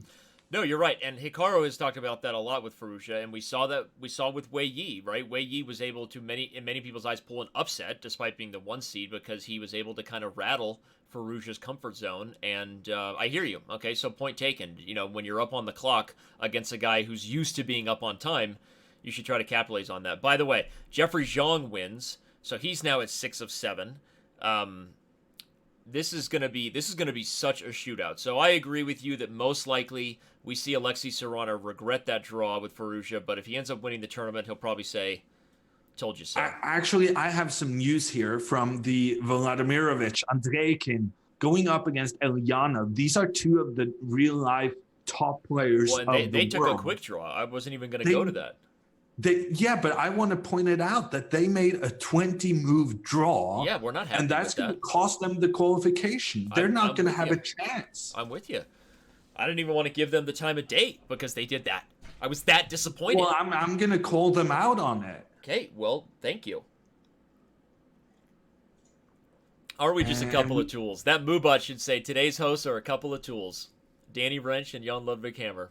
Yoon Ludwig. Okay, I'm sorry. You haven't heard of there's this one comedian I think is really funny. What about Queen G3 here? Are you watching this game, Smirnov against Genghis Khan? No, I was watching the Sam Sevian versus Vlad Dobrov. Hold on, I'll go there. Where is it?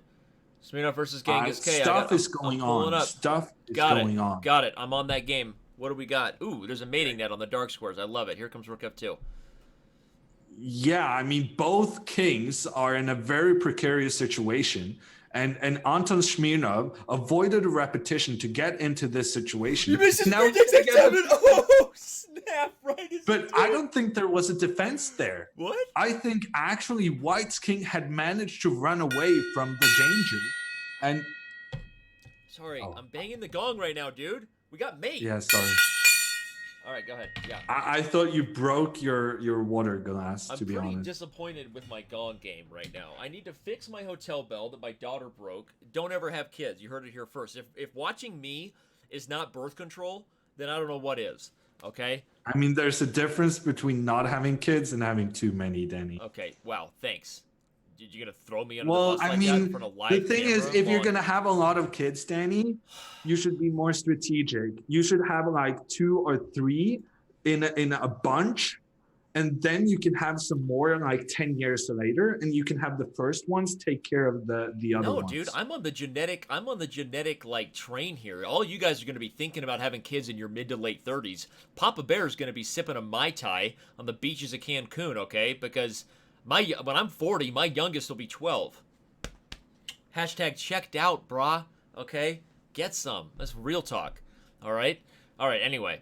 Mr. Pennings. Apparently I need to know who this guy is. Someone keeps saying his name isn't this guy. His name is Daniel He. Well, Daniel He, apparently this was not meant to be. Hashtag rhyme time. He goes down for the first time today, actually. This is the first loss for the National Master. Against a Russian, typical. Don't we all lose to Russians? LOL. All right. Who else is still playing? We've got Alexei Serrano now sitting on top of the field, but he's not alone on that mountain. We've got Zoo96. I'm gonna figure out who this IM is, and we got I'm gonna just call this guy Honeymoon in Tafiti, because when I see this, that's what I think. Eric Rosen has a very interesting position. Okay, let's do that. I'm there. Tell me what you want. Against Renato. Okay, so I think this guy's a streamer. We know Eric Rosen is a two bishops versus a queen. Black is actually playing for a win. Yeah, I love this.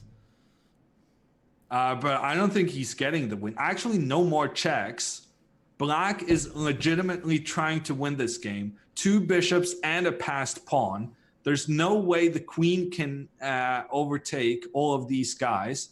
Ooh, actually, Eric trying to exchange he might mate himself. A pair of pawns. A4, A5 is coming. Oh, he's missing A4, A5, and the bishop can't get on the diagonal. Guard B6.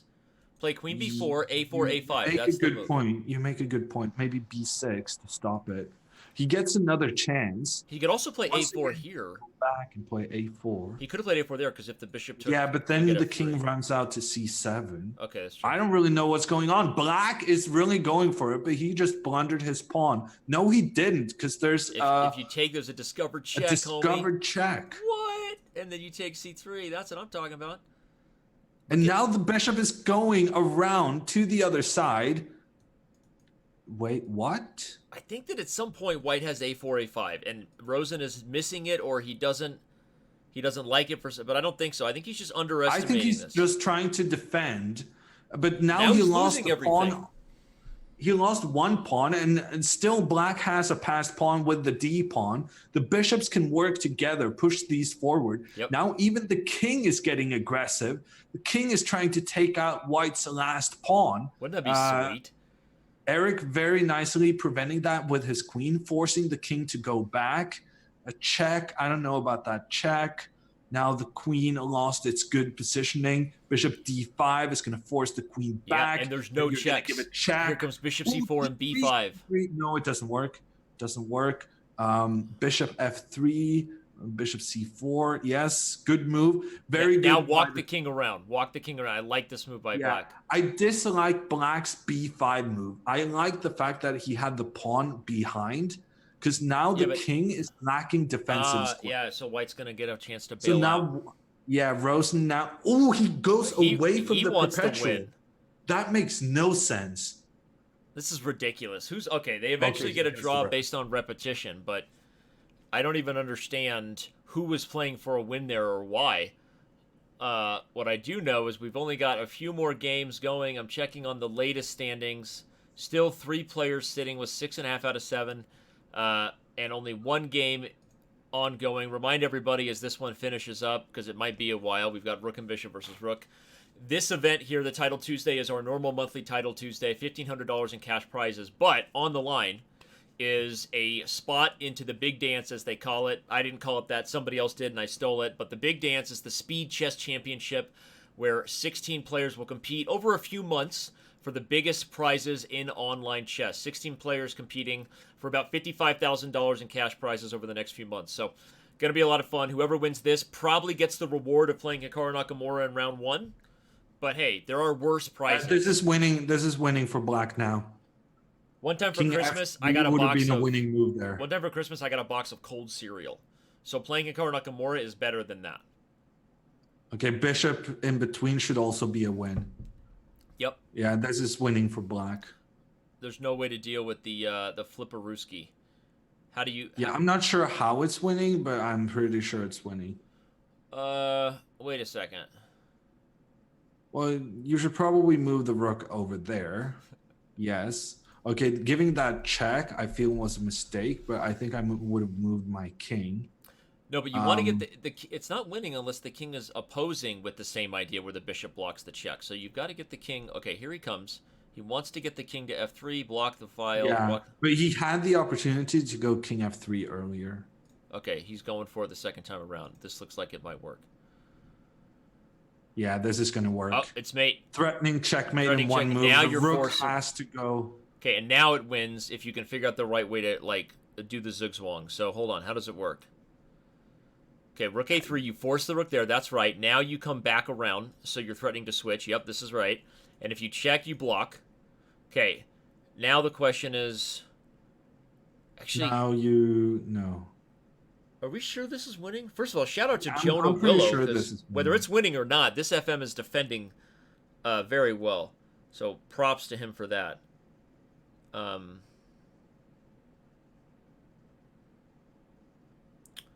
Endgames are difficult, Danny. Hey, man.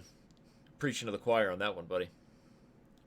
I'm pretty sure it's winning, but I don't think so. Now it's actually a repetition. He could have claimed a repetition. Yeah, if he there. played the same move, he could have. He didn't play. No, I think it was the same position 3 times. Oh, it was? Okay. I think he could have claimed it. Some players are faster at claiming the repetition than others.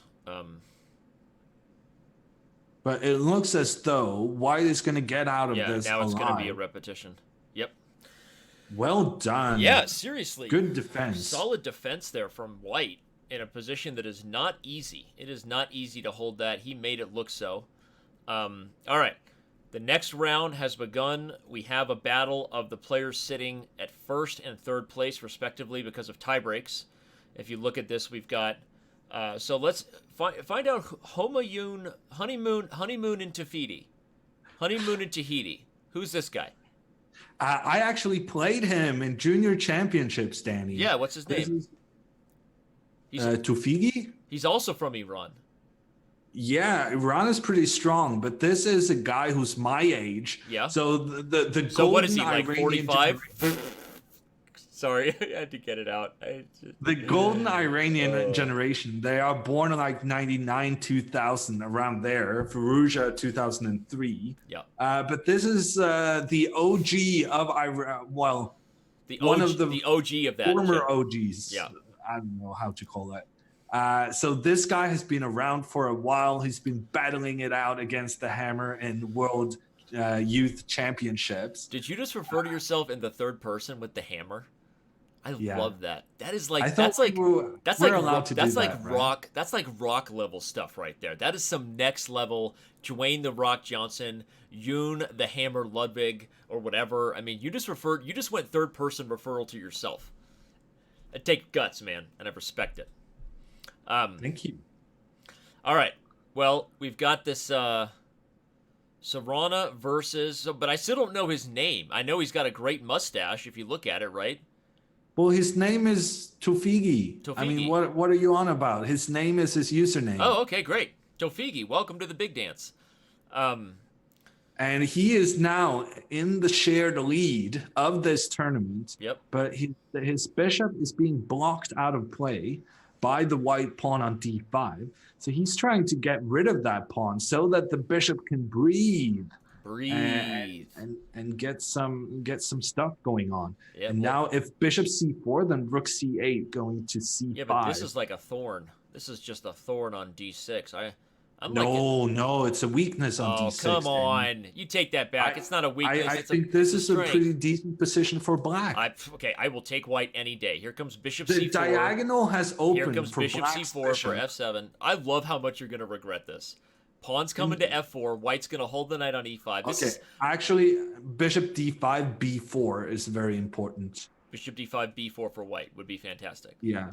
This is going to be one of those moments where you hate acknowledging that I was right, but it's like when I said... No, but you're not right. I have queen to a8. Yeah. You know what I have? Respect the diagonal. Here comes knight takes f7 and rook e7. And then bishop d5 and resigns. Okay, I'll play b4 first. b4 first. Come on. b4. Let's go, Serrana. Let's go. Oh! Yeah, actually, b4 is a pretty good move. Oh, I love it.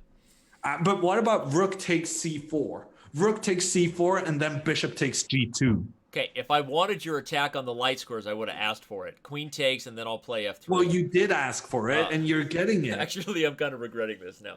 Oh, man. This is that time where you and I were arguing, and then I embarrassed myself in front of 6,800 people. Remember when that happened? No, actually. Well, that's because it was the future, and I just came back from it, and it's about to happen. Rook e3 is threatening rook g3. You know what I thought it was? What? Well, I thought it was just something that had happened between us that you kept in your memory. But for instance, me beating you in chess doesn't happen very often. It's something you would remember, but I would kind of be. It doesn't happen that often, so. Yeah. Oh, no, actually, no, not yet. Too late. Someone's going to clip it. When Hammer proves Danny right, accidentally. That's what we'll call the clip. All right, rook g3 is coming. I don't know what Serrano's waiting for. I don't know. Why is he thinking?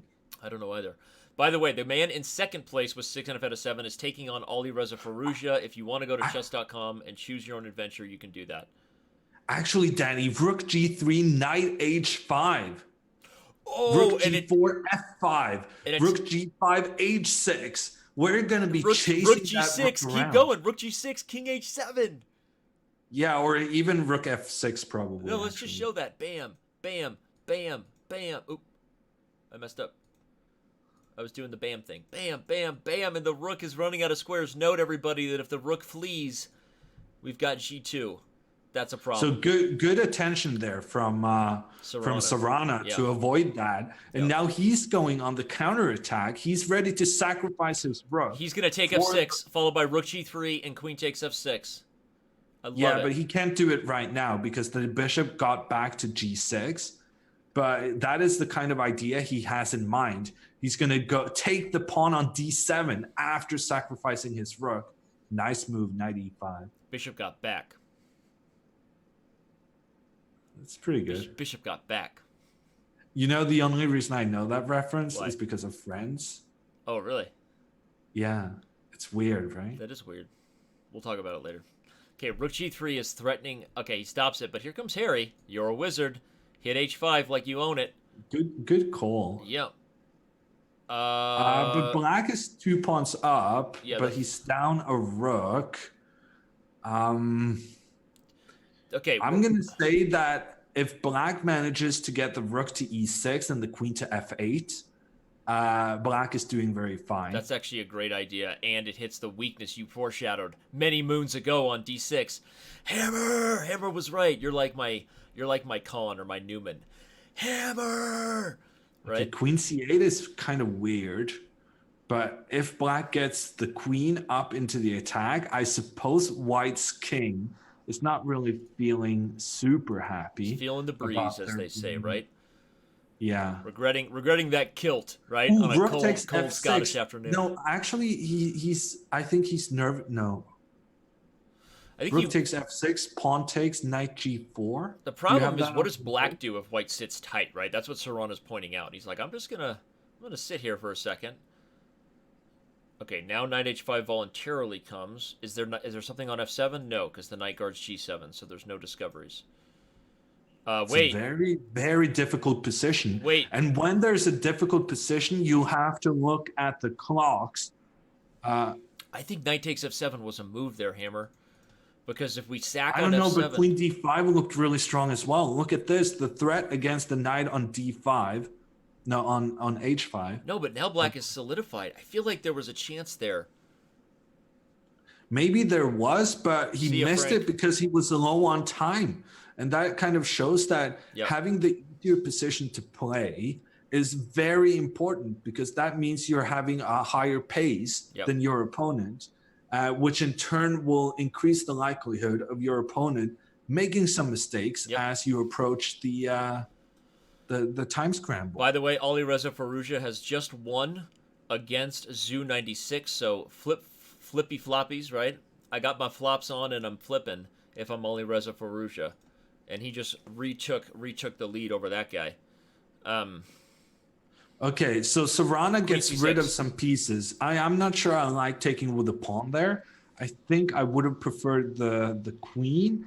It feels as though Tufigi is setting up some kind of a fortress-ish position. I mean, definitely Black is winning, but is it going to be easy? I don't think so. Actually, it's going to be easy.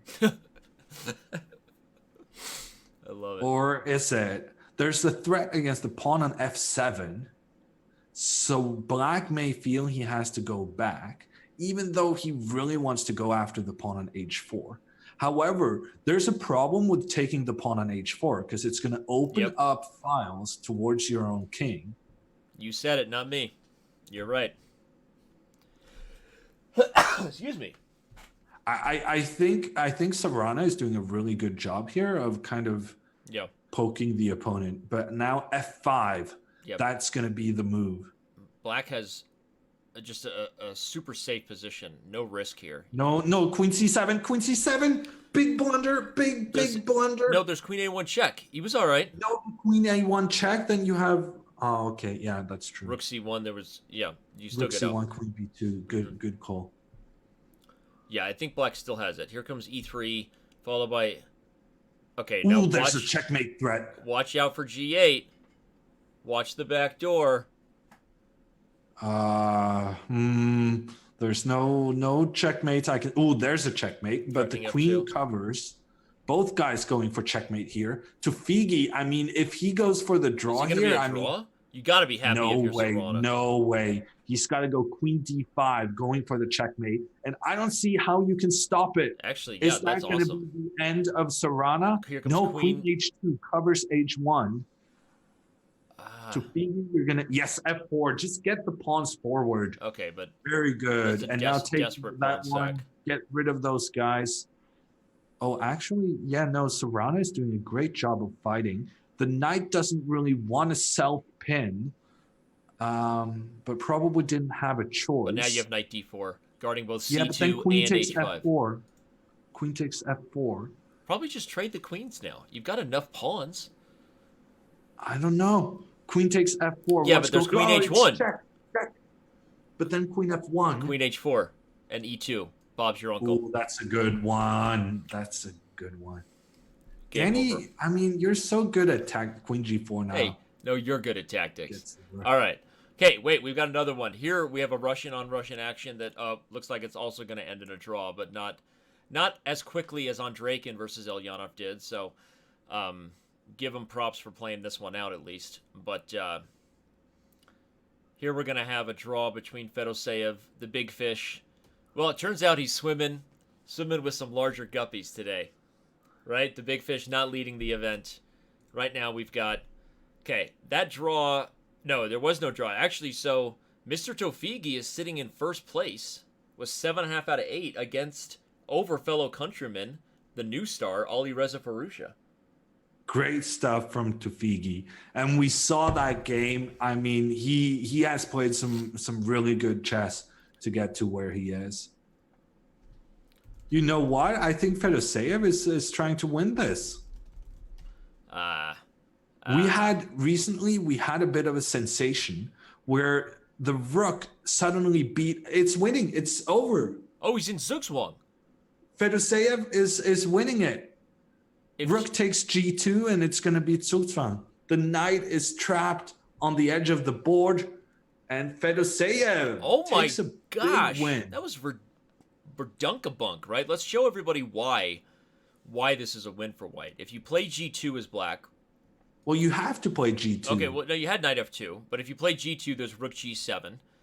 The pawn is falling, and when white wins it, black is instantly in Zugzwang because the knight is just trapped in the corner. This is one of those few positions where you can win, theoretically, rook versus knight. If he goes knight f2, you just take on g3 immediately. And, okay, I think this was actually the best chance by black because then he has things... Yeah, why didn't he go knight f2? Yeah, because then he has knight e4 check, and I think he's still losing because if knight e4 hammer, king f3, knight e2, king e2, and there's no knight f1. That's the key. Ooh, that's very nice. So the knight has to run away, and now you have moves like this if you're white, where the point is you're cutting off the knight's retreat to rejoin the king. Threats like... So anyway, one of the real quick takeaways as far as how to win king and rook versus king and knight. You want to take advantage of any time the king and knight are uncoordinated in the corner, and you don't want to miss your opportunities to separate the king and knight. Chad is pointing out you blundered the rook. Where did I blunder Chad the is rook? very aggressive about your blundering of rook. Where did I blunder the rook? Knight g5 fork emotes, chat reports. Oh, yeah, fine. King f4. Sense. Yeah, but then you don't have king e2, which was the move I praised. Okay, you're right. Okay, you're right. Okay, so knight f2. Okay, was knight f2 really holding? Okay, I don't buy it. I mean, I'm not sure it was, but it's better than losing on time. Okay, you can't go rook e7 when the knight's on e4 because you're in check. To Todd in Twitch chat, but that's not a bad idea otherwise. But if you play rook b7 here, and something like knight h1 happens, now you have rook b2. And you've put him in Zugzwang hammer because now, again, you're stopping g2. If knight f2 there, you could take on g3. So I think your instincts were right. I think Fedorosev was winning. It just took some awkward technique. But guess what we've got now? Speaking of awkward, Iranian on Iranian action. X-rated edition. You can only get it on the black market. This is going to be wild right here. Firoozeh versus Tofigi. Maybe for the whole thing. Honestly, we've got 2 rounds left here. If you're just tuning in, this is the Title Tuesday on Chess.com. The winner of this qualifies their way into the Speed Chess Championship, which is kind of a big deal. Even just to earn the right to get crushed by Hikaru Nakamura, usually walk away with a couple $1,000. So, hashtag you're welcome.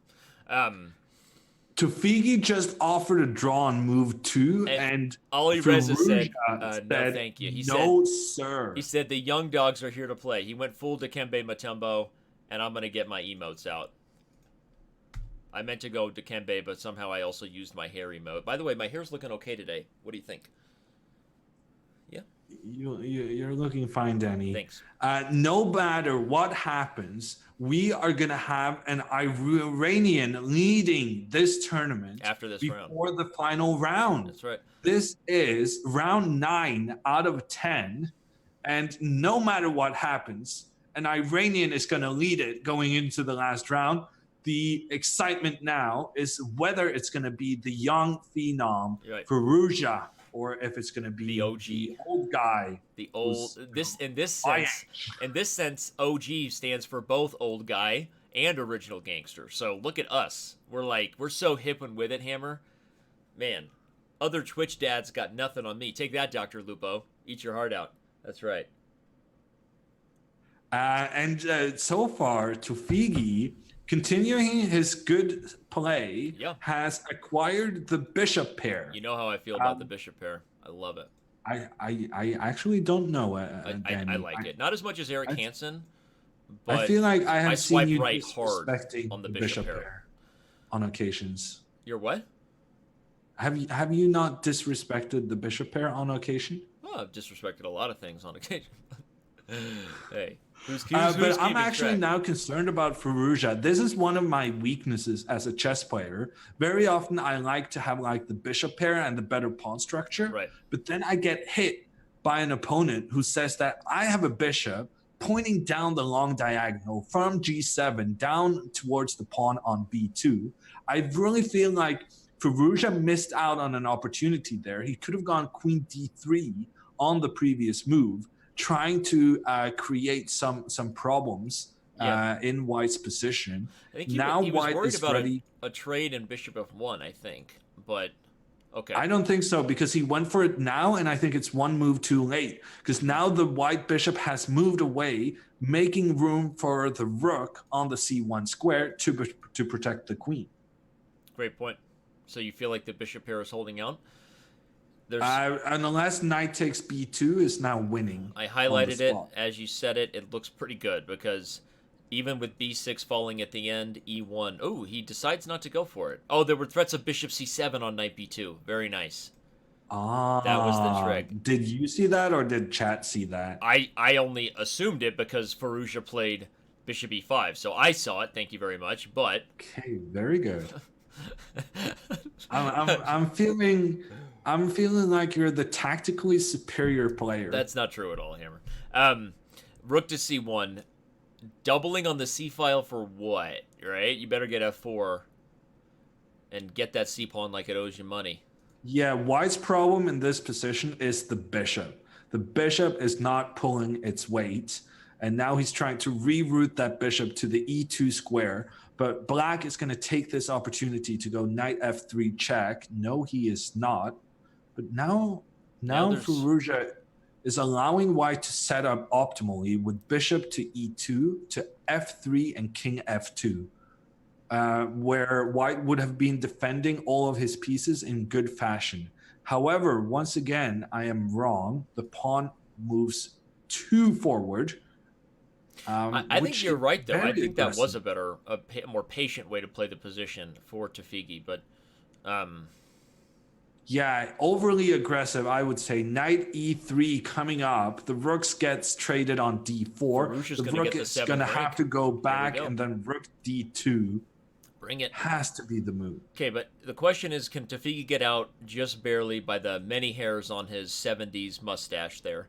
If king f2, knight c4, I think that Well, white. knight c2, I think, is the move. Oh, knight c2. I didn't think about that. I was thinking knight c4. White can actually get away with both b3 and knight takes a4 as tricks. Yeah, and precisely for that reason, I think Firoozeh is going to look for other alternatives, and then maybe knight c2. No, but knight c2, he has rook d1. Okay, he getting goes for this. betrayed. He's got the b pawn. But here comes the move. Okay, knight takes a4 was the move we highlighted. What's he got in store? I don't know. What was it? I thought Oh, he has b3. knight b2, and if knight b6, there's knight d3 check. But then king e3, Danny. And you take e2 and you take d3, you dirty dog. You're right. Okay, somehow Tafigi ends up getting the better of this slick little combo here, though. Very nice. No, actually, he's still worse. Why? He's got the a pawn, and I know how to use it. I mean, hello, right? You know, you're right. By the way, No, Sergey... you're not right. Oh, I'm A3, right. then rook A2. So that pawn was doomed regardless. But now there may okay, be you're some right. rook You're A6. Because now you got white's got the rook looking down on the black knight, looking down on the black rook.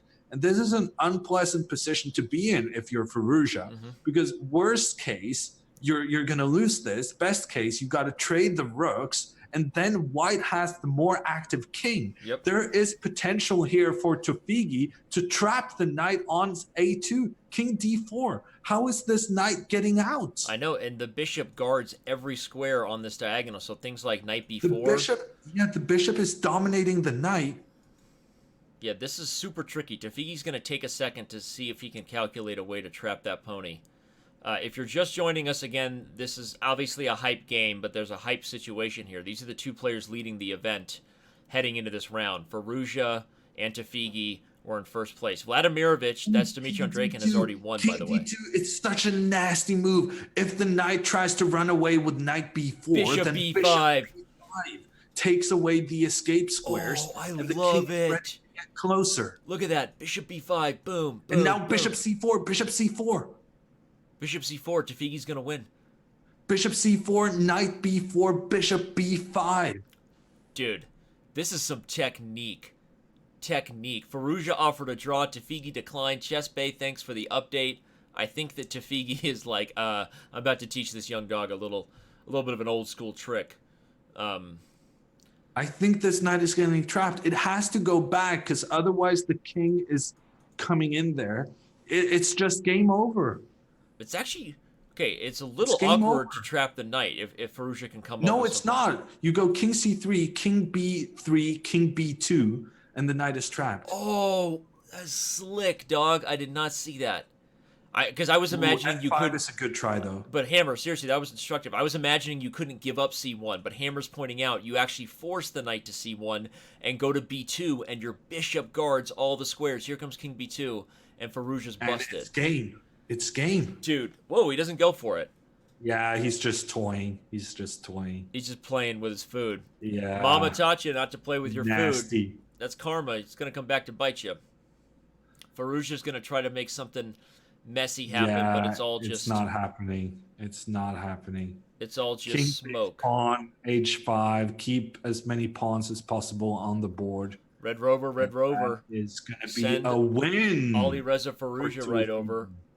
It's And Tufigi is actually going to have a half-point lead with the massively superior tiebreaks dude, going into the final round. He will in win great this shape. tournament In great shape with a right draw. now. Yeah, he's on pace. But on the other hand, he's going to be black against a very tricky opponent. Yeah. He's got black against you're anticipating Dmitry Andreykin, but he could also get Parham Magsudlu. The other It doesn't matter. It's going to be a tricky opponent okay. regardless. Touche. But, Touche. Yeah, I'm going to cheer for the. Actually, I mean, my standings haven't updated completely. Who is on 8 points out of 9? Those guys you mentioned are on 7.5. I don't see anybody on 8 points out of 9. In that case, Tufigi has potentially just won the tournament. You mean he'll be in clear? This might have been the decisive game. All the other guys have been busy making draws. Right. And he's been just, knocking them But dead. he's grinding out the wind here. I don't know what Firoozeh is doing here. He's upset. He's trying to let himself flag it out.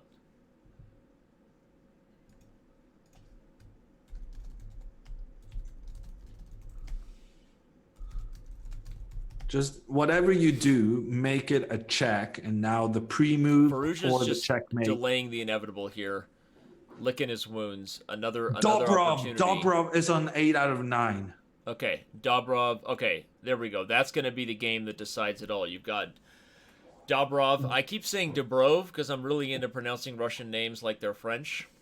I don't know. Just the thing I have into no idea how to do it. No, you're doing great pronouncing Russian names like they're French. That's the kind of thing you're doing all the time. Well, I'm more pronouncing it Norwegian. I don't know. But one of the winners, we're going to have one game that just decides everything. Tufigi on 8.5, Dobrov on 8.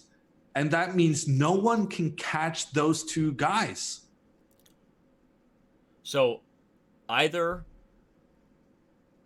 Vlad Dubrov or Honeymoon in Tahiti, otherwise known as Tufigi, will likely be playing for the Speed Chess Championship qualifier spot in the next round. So I think the hype comes down to the... And that is a surprising... That's what I thought. Very, very surprising. But I think it also kind of... It proves that you got to have that once-in-a-lifetime performance. And in a field like this one, where everyone is really, really strong...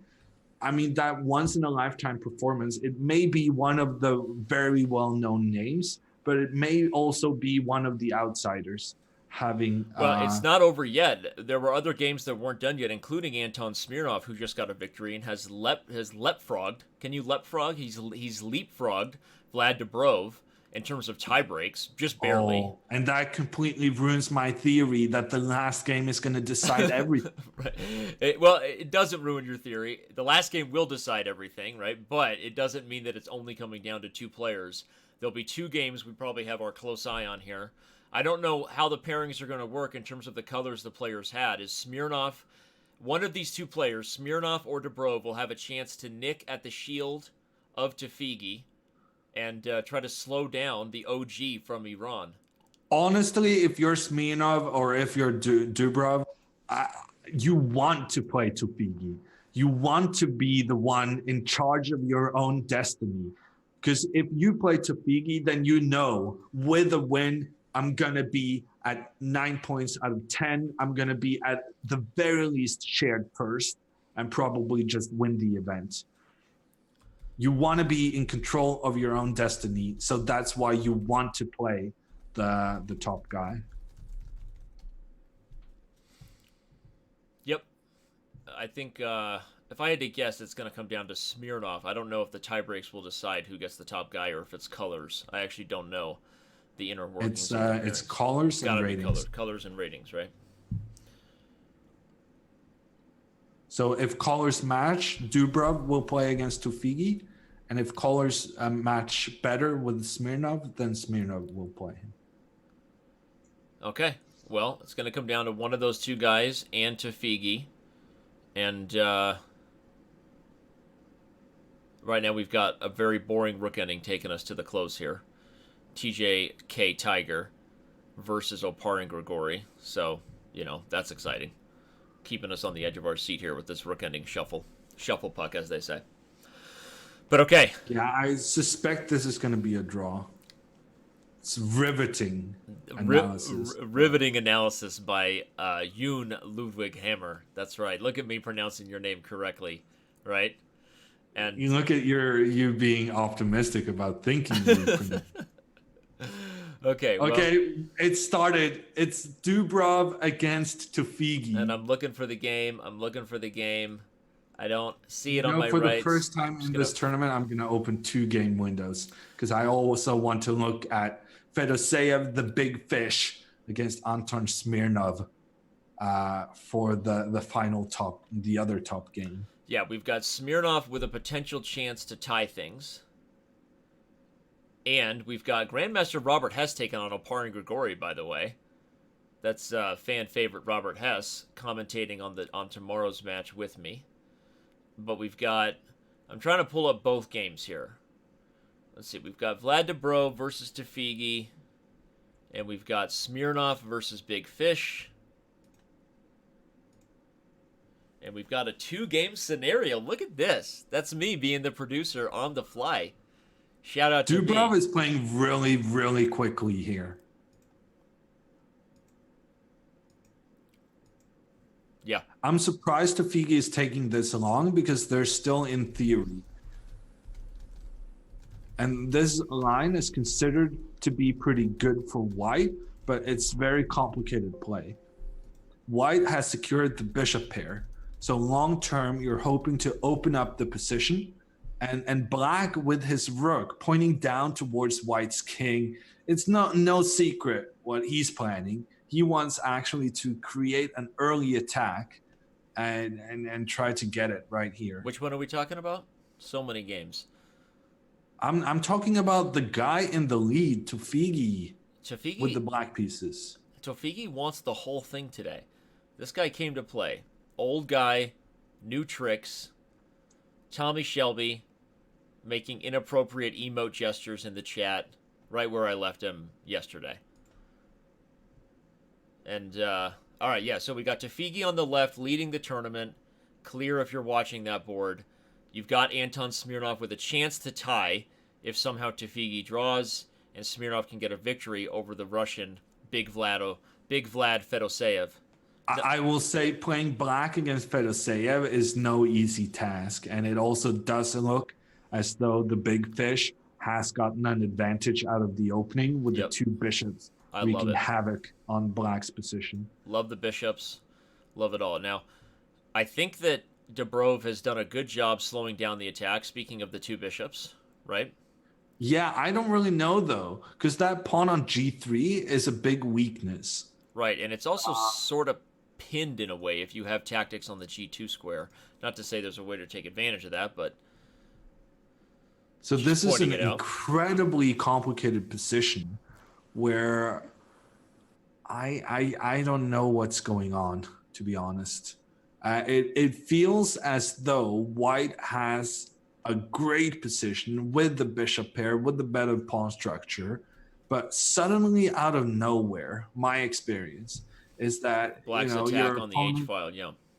Yeah, suddenly your opponent creates some attack out of nothing, or what you thought was nothing, but appears to be more dangerous upon closer inspection.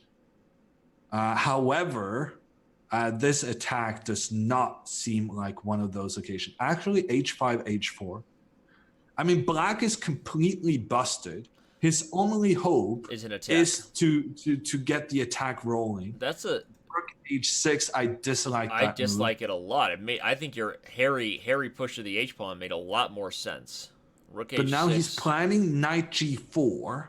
He's planning to get his queen over to the h-file and exploit the fact that it's pretty. Maybe White there's just some needs open to, space. Maybe there's White just needs to space. part with the knight. Bishop takes f6 and stop it. Yeah, and then queen takes, and somehow the black queen is going to lurk its way onto the h5 square. Okay, well, if you're just joining us, the two boards you see on screen are potentially for the championship. The winner of today's Title Tuesday qualifies their way into the Speed Chess Championship, so a lot on the line. As you can see, the young man from Australia, Anton Smirnov, with a chance at 8 points with a victory, but it doesn't look... 9 points. A chance with 8 points now to get 9 points, and yeah. But he's got his work cut out for him against the Russian Vladimir Fedorosev. The leader of the event is the old guy from Iran, not the two youngsters we're used to seeing, Ali Reza Firoozeh or Parham Maghsoodloo. Here we've got a guy that not really always well known for his Blitz performances, performing very, very well. And, okay, doesn't look like he's in a great spot saying here. Old guy as a joke since he was my age, but you really kept it going. Well, hey, you know, I didn't say it. I thought you said you were born. Never mind. I would say you're part of the golden generation for Norwegian chess. How's that feel? For sure. True that. Golden generation for chess in general. We have Nepomniachtchi, Vasyl Grav, Kayakin, Carlsen. These are some of the guys I had to play in my youth championship. Oh, I don't want to hear about it. Cry me a river. All right? I get it. But I'm really liking the way Dobrov has played this position. He has put all his pawns on the white squares. So he's essentially restricting the movement for the black bishop.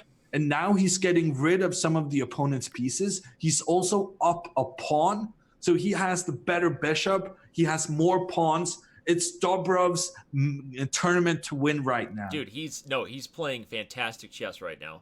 He's about to trap that queen. He's about to do some dirty things on the diagonal. If he plays bishop c1, take away g5, and then how do you deal with rook h4? Well, then just queen g5. There's no need to get the bishop away from its fantastic... You don't tell me what there's no need to do. Play f6, Dobrov. Yeah, I would have played f6. I'm not sure why Dobrov... There he goes, f6. He's on the attack. Big Vlad trying to bring it home. You have to take it. Bishop takes. Now you move your queen to h5 on the next move. And unless your opponent goes, oh, queen f8, then you take on a6. You take on a6, and it's kind of diverting your opponent's bishop. You're distracting everything. If you take a6... And now rook h4, no. No, I like... Bishop g5, oh, bishop g5, that does the trick. over. And the rook is trapped. And Dobrov does what nobody else can do. But Smirnov might win. Smirnov might win. Don't talk dirty to me. Fedorosev is down to 12 seconds on the clock. Where's the game? I can't find it. I'm freaking out. Anton Smirnov. Smirnov is up a rook for a bishop and a pawn. Dude, are we going to have a shocking end to this event? We had one man at 8.5 out of 9, and we might see him lose and the two people at 8 get a win here in the last round. This would be freaking ridiculous. So if Smirnov wins this, it's going to be decided by tiebreaks. The tiebreaks between Dobrov and Smirnov will decide it in case of a victory. What are they? Dobrov has got great tiebreaks after he just beat the top guy, but I think Smirnov might have the better tiebreaks if he pulls off this victory against Fedorosev. This is going to be a fantastic ending here. Can we get a shout out for big Dobrov there? Whoa. The Brov, as somebody said. The Brov just brought the hammer down. Sorry to use my co-host as a pun, but I will use you as the tool that you are, Hammer. But Smirnov is winning now. Smirnov is winning. No, he's not. He's going to get mated on e6. No, rook e8. Smirnov has taken control over the light squares on the board, and he's going to win this game. Fedorosev down to just seconds on the clock. I don't think he's going to hold this position together, in which case the tiebreaks. So the tiebreaks today is a summation of your opponent's scores. That's right. It is the... So it matters that your opponent has done well in this event. If you have played someone who has 5 points and one who has 7 and someone who has 6. And essentially that's a very common tiebreak in chess because it's a measurement of the strength of your competition in theory. Yes. Which is based on their performance, not their rating coming in, but their actual performance in the tournament. Okay, but this isn't over. If Dobrov has already taken it, Smirnov has to convert this, and Fedorosev is not just going to resign here. He's going to make this hard for the youngster. Yeah, but now Fedorosev getting desperate. Smirnov grabs that pawn on the edge of the board. Oh, Fedorosev going with his king, attacking with the king right now. I love it. And Fedorosev has a passed pawn himself. However, the bishop under attack captures a pawn. What is going on here? It would take a blunder here, I think, for Smirnov. Yeah, I think rook f3 and then king d3.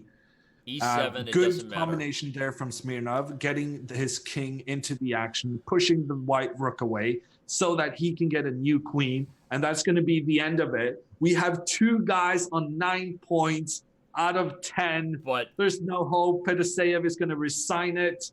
But with it, I think Smirnov has the better tiebreaks. No. Right now, Dobrov has the better tiebreaks, but that could still change. That's right, because it depends. The games are still being played. Games are still being played. Talk about so a wild way to decide yet. the winner. All the games are done in terms of who could get first. but depending on how their opponents do, may change the tiebreak situation that we see here, with 2 players standing on top of the standings with 9 out of 10. If Smirnov's opponents finish stronger, we may see him leapfrog Dobrov and actually take first place based on the tiebreak system being used. This is crazy. Crazy. Okay, let's look at some of the games. Duda has beaten Duda Bailey. And it just came in right there. Very good news if one of the players in the top had played Duda. Yep. And I don't see to be anything honest, yet. that's pretty likely. Nothing yet. Actually, I think it was Tafigi because his tiebreaks just changed. I'm sitting here trying to figure out what's going to happen with the tiebreaks. This is crazy. I wish I had a standings of who everybody played, but hey. Kimster98 is about to make a draw. That's one of the remaining games. You need someone to win if... Oh, crazy position alert. Where? Go to Jospem. Jospem. Yes. Oh my god, 2 knights and a queen. I love it. Black is about to get checkmate. But yeah, he's giving checkmate. He's just taunting his opponent. Look at I this. thought it was a cool position. It would have been a cool position if it was white's move, but black was just... Jospem was another player in the Junior Speeches Championship. He's really flexing here with that finish. That's pretty awesome. And that's a checkmate on the board, Danny. I'm going to wait for him to play it so I can ring the bell. And indeed, we have liftoff. The gong has been rung. And the question is, did that affect the Moment of truth, going back to the standings. No. Refresh. No change. Neither Dobrov nor Smirnov get any boost from Jospem's. Okay. And now Baba Zada is about to give it. checkmate on his opponent. Jules Moussard is going to wait to the end here. Actually, looks like he may have just disconnected himself and unplugged the machine, right? Because he was unhappy about how that went. If I had to guess, that was him walking away from the computer. Only 2 games still remain. We have Papa Smurf. Shout out to the username against Jonah Willow. And then we have Yusupov fan taking on National Master Zanet. Neither of these games is likely to affect the standings, and I'm not going to call it yet, but I think we're pretty close to announcing Vlad Dobrov as the winner. Yeah, I think both the remaining games are going to end in a draw, after which it's basically decided. Dobrov has won this one. Unless he played one of these 2 guys, but I don't think so. Well, he has to have played 3 out of these 2 guys if it's a draw. Well, you can't play 3 out of 2 guys. 3 out of these 4 guys then, Danny. Kidding. If you're going to be all about the math. Hey, I hate math. You know that. I walked away from that.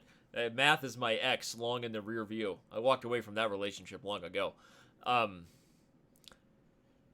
The little score you see next to the usernames is their tiebreak score, representative of the strength of their opponents throughout the match. The ultimate decider, it seems, as to who will move on and take that 16th spot, right now the 15th spot, because we have an 8-player round robin tomorrow, will be Vlad Dobrov with the final... Oh, the final tiebreaks weren't even in yet till the last round. So it looks like... And frankly, if you're evaluating who got the tougher win in the last round, obviously Dobrov upset the Iranian Tafigi, who had been leading the entire way. And so with that victory, no surprise that his strength of competition got even further.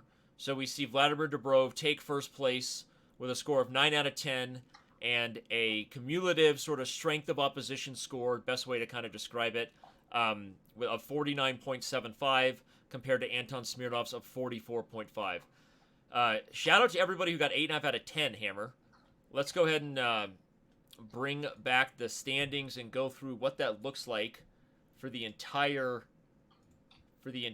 list over here.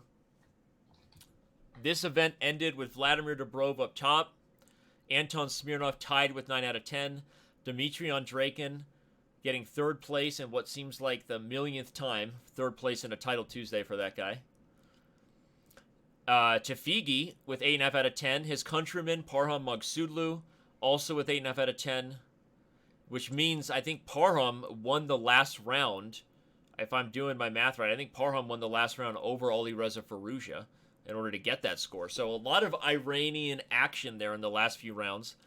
Jan Christoph Duda and a whole lot of other top players finishing with 8 out of 10. And including Jeffrey Zhang, who it would have been a little unfair if Jeffrey Zhang won, given that he still has a chance to get into the SEC if he wins the event on Saturday. And look at Robert Hess with 7 out of 10. Can we give a shout out to our boy Bobby? With a huge win over Grigori in the last round, actually. Look at that. Bobby Hess going big or going home. Apparently both.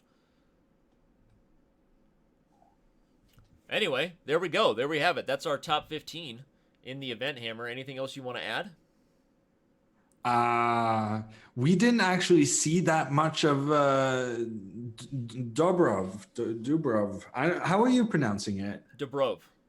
You're going to have to learn how to pronounce it properly now, actually, because he's going to the Speed Chess Championship. Oh, man, you're right.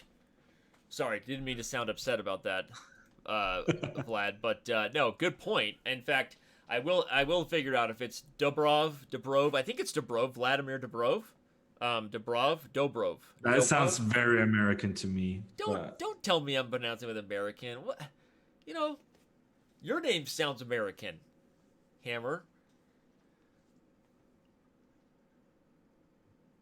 I love you. I mean, you got to do better than that. I love you, buddy. If you're going to get a reaction out of me. Oh, man. Okay, someone telling me in the chat, Panorama 20, but when you say it with an O, that doesn't tell me. Is that like Smirnoff vodka? Or like, show us your O face, Dobrov. Is it Dobrov? It's hard.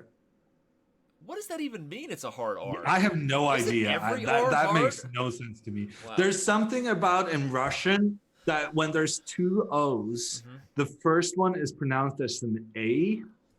Dubrov. But I mean, it's only in some cases, and maybe this is not one of those cases. Vladimir You know Dubrov. what, Danny? I mean, you're a smart guy. You should have learned Russian grammar. I speak Russian, so I should know how to pronounce this, honestly. But I haven't known. You speak Russian? I do. I'm not as fluent. Yeah. I used to actually really have my A game going, all right? But I don't know the emphasis on the syllable for this one. Fun fact, I actually played Vlad when I was in Russia, when I spent the entire summer there when I was 15, working with Dvoretsky and Dolmatov, and I actually played in a closed event, and I played Vlad. In fact, he actually, because he streams with Chess.com, and he actually reached out to me. He was like, hey, remember when we played and we were both like 15? I was like, yeah, dude, what's up? Anyway, fun story. I got my first I Am Norm there when I was 15, okay? So I know that some of us were grandmasters at 15, like, you know, Yoon Ludvig Hammer, all right? So, sorry, I'm not matching your standards, but, you know. Yeah. I was 2200, but okay. You were 2200 at 15? That means I was better than you at 15. Yeah, and look what happened. Perseverance, above all, Mr. Rensch. Hey, feels bad, man, for you to just, do that to me. But hey, it doesn't feel bad if you're Vlad Dobrov right now, the big guy in Russia. It may be going on 2 a.m. there, but he's going to the Speed Chess Championship. Congratulations to Big Vlad for punching his ticket. Hikaru Nakamura likely waiting for you. Speaking of which, Smirnov must be playing at some very weird hours, the Australian. Yeah. Very impressive performance from him. Yep. Not just barely not enough getting second place today, but second place in this field. Let's be honest, that is an amazing performance. Agreed. Congratulations to these guys. I don't really know who we're rating. I'm gonna ask because I usually like to raid people. That's a thing I do. But we're raiding Mr. Bigfoot, the Wouter himself. He may have big shoes, but he has chess moves on the board for you to go watch. And I'm sure he'll appreciate that awkward rhyme. All right, on behalf of my partner here, Mr. Hammer, and everybody else, thanks for being here. I'll see you tomorrow. Me and Robert Hess will have the call in the 8-player knockout event. Should be pretty exciting to figure out who takes the last spot available in this year's SCC. That Speed Chess Championship for those who don't speak Norwegian. For those who do, join Yoon Ludvig Hammer. And a great afternoon and evening and good night. Dobry dzień. Das Vidania.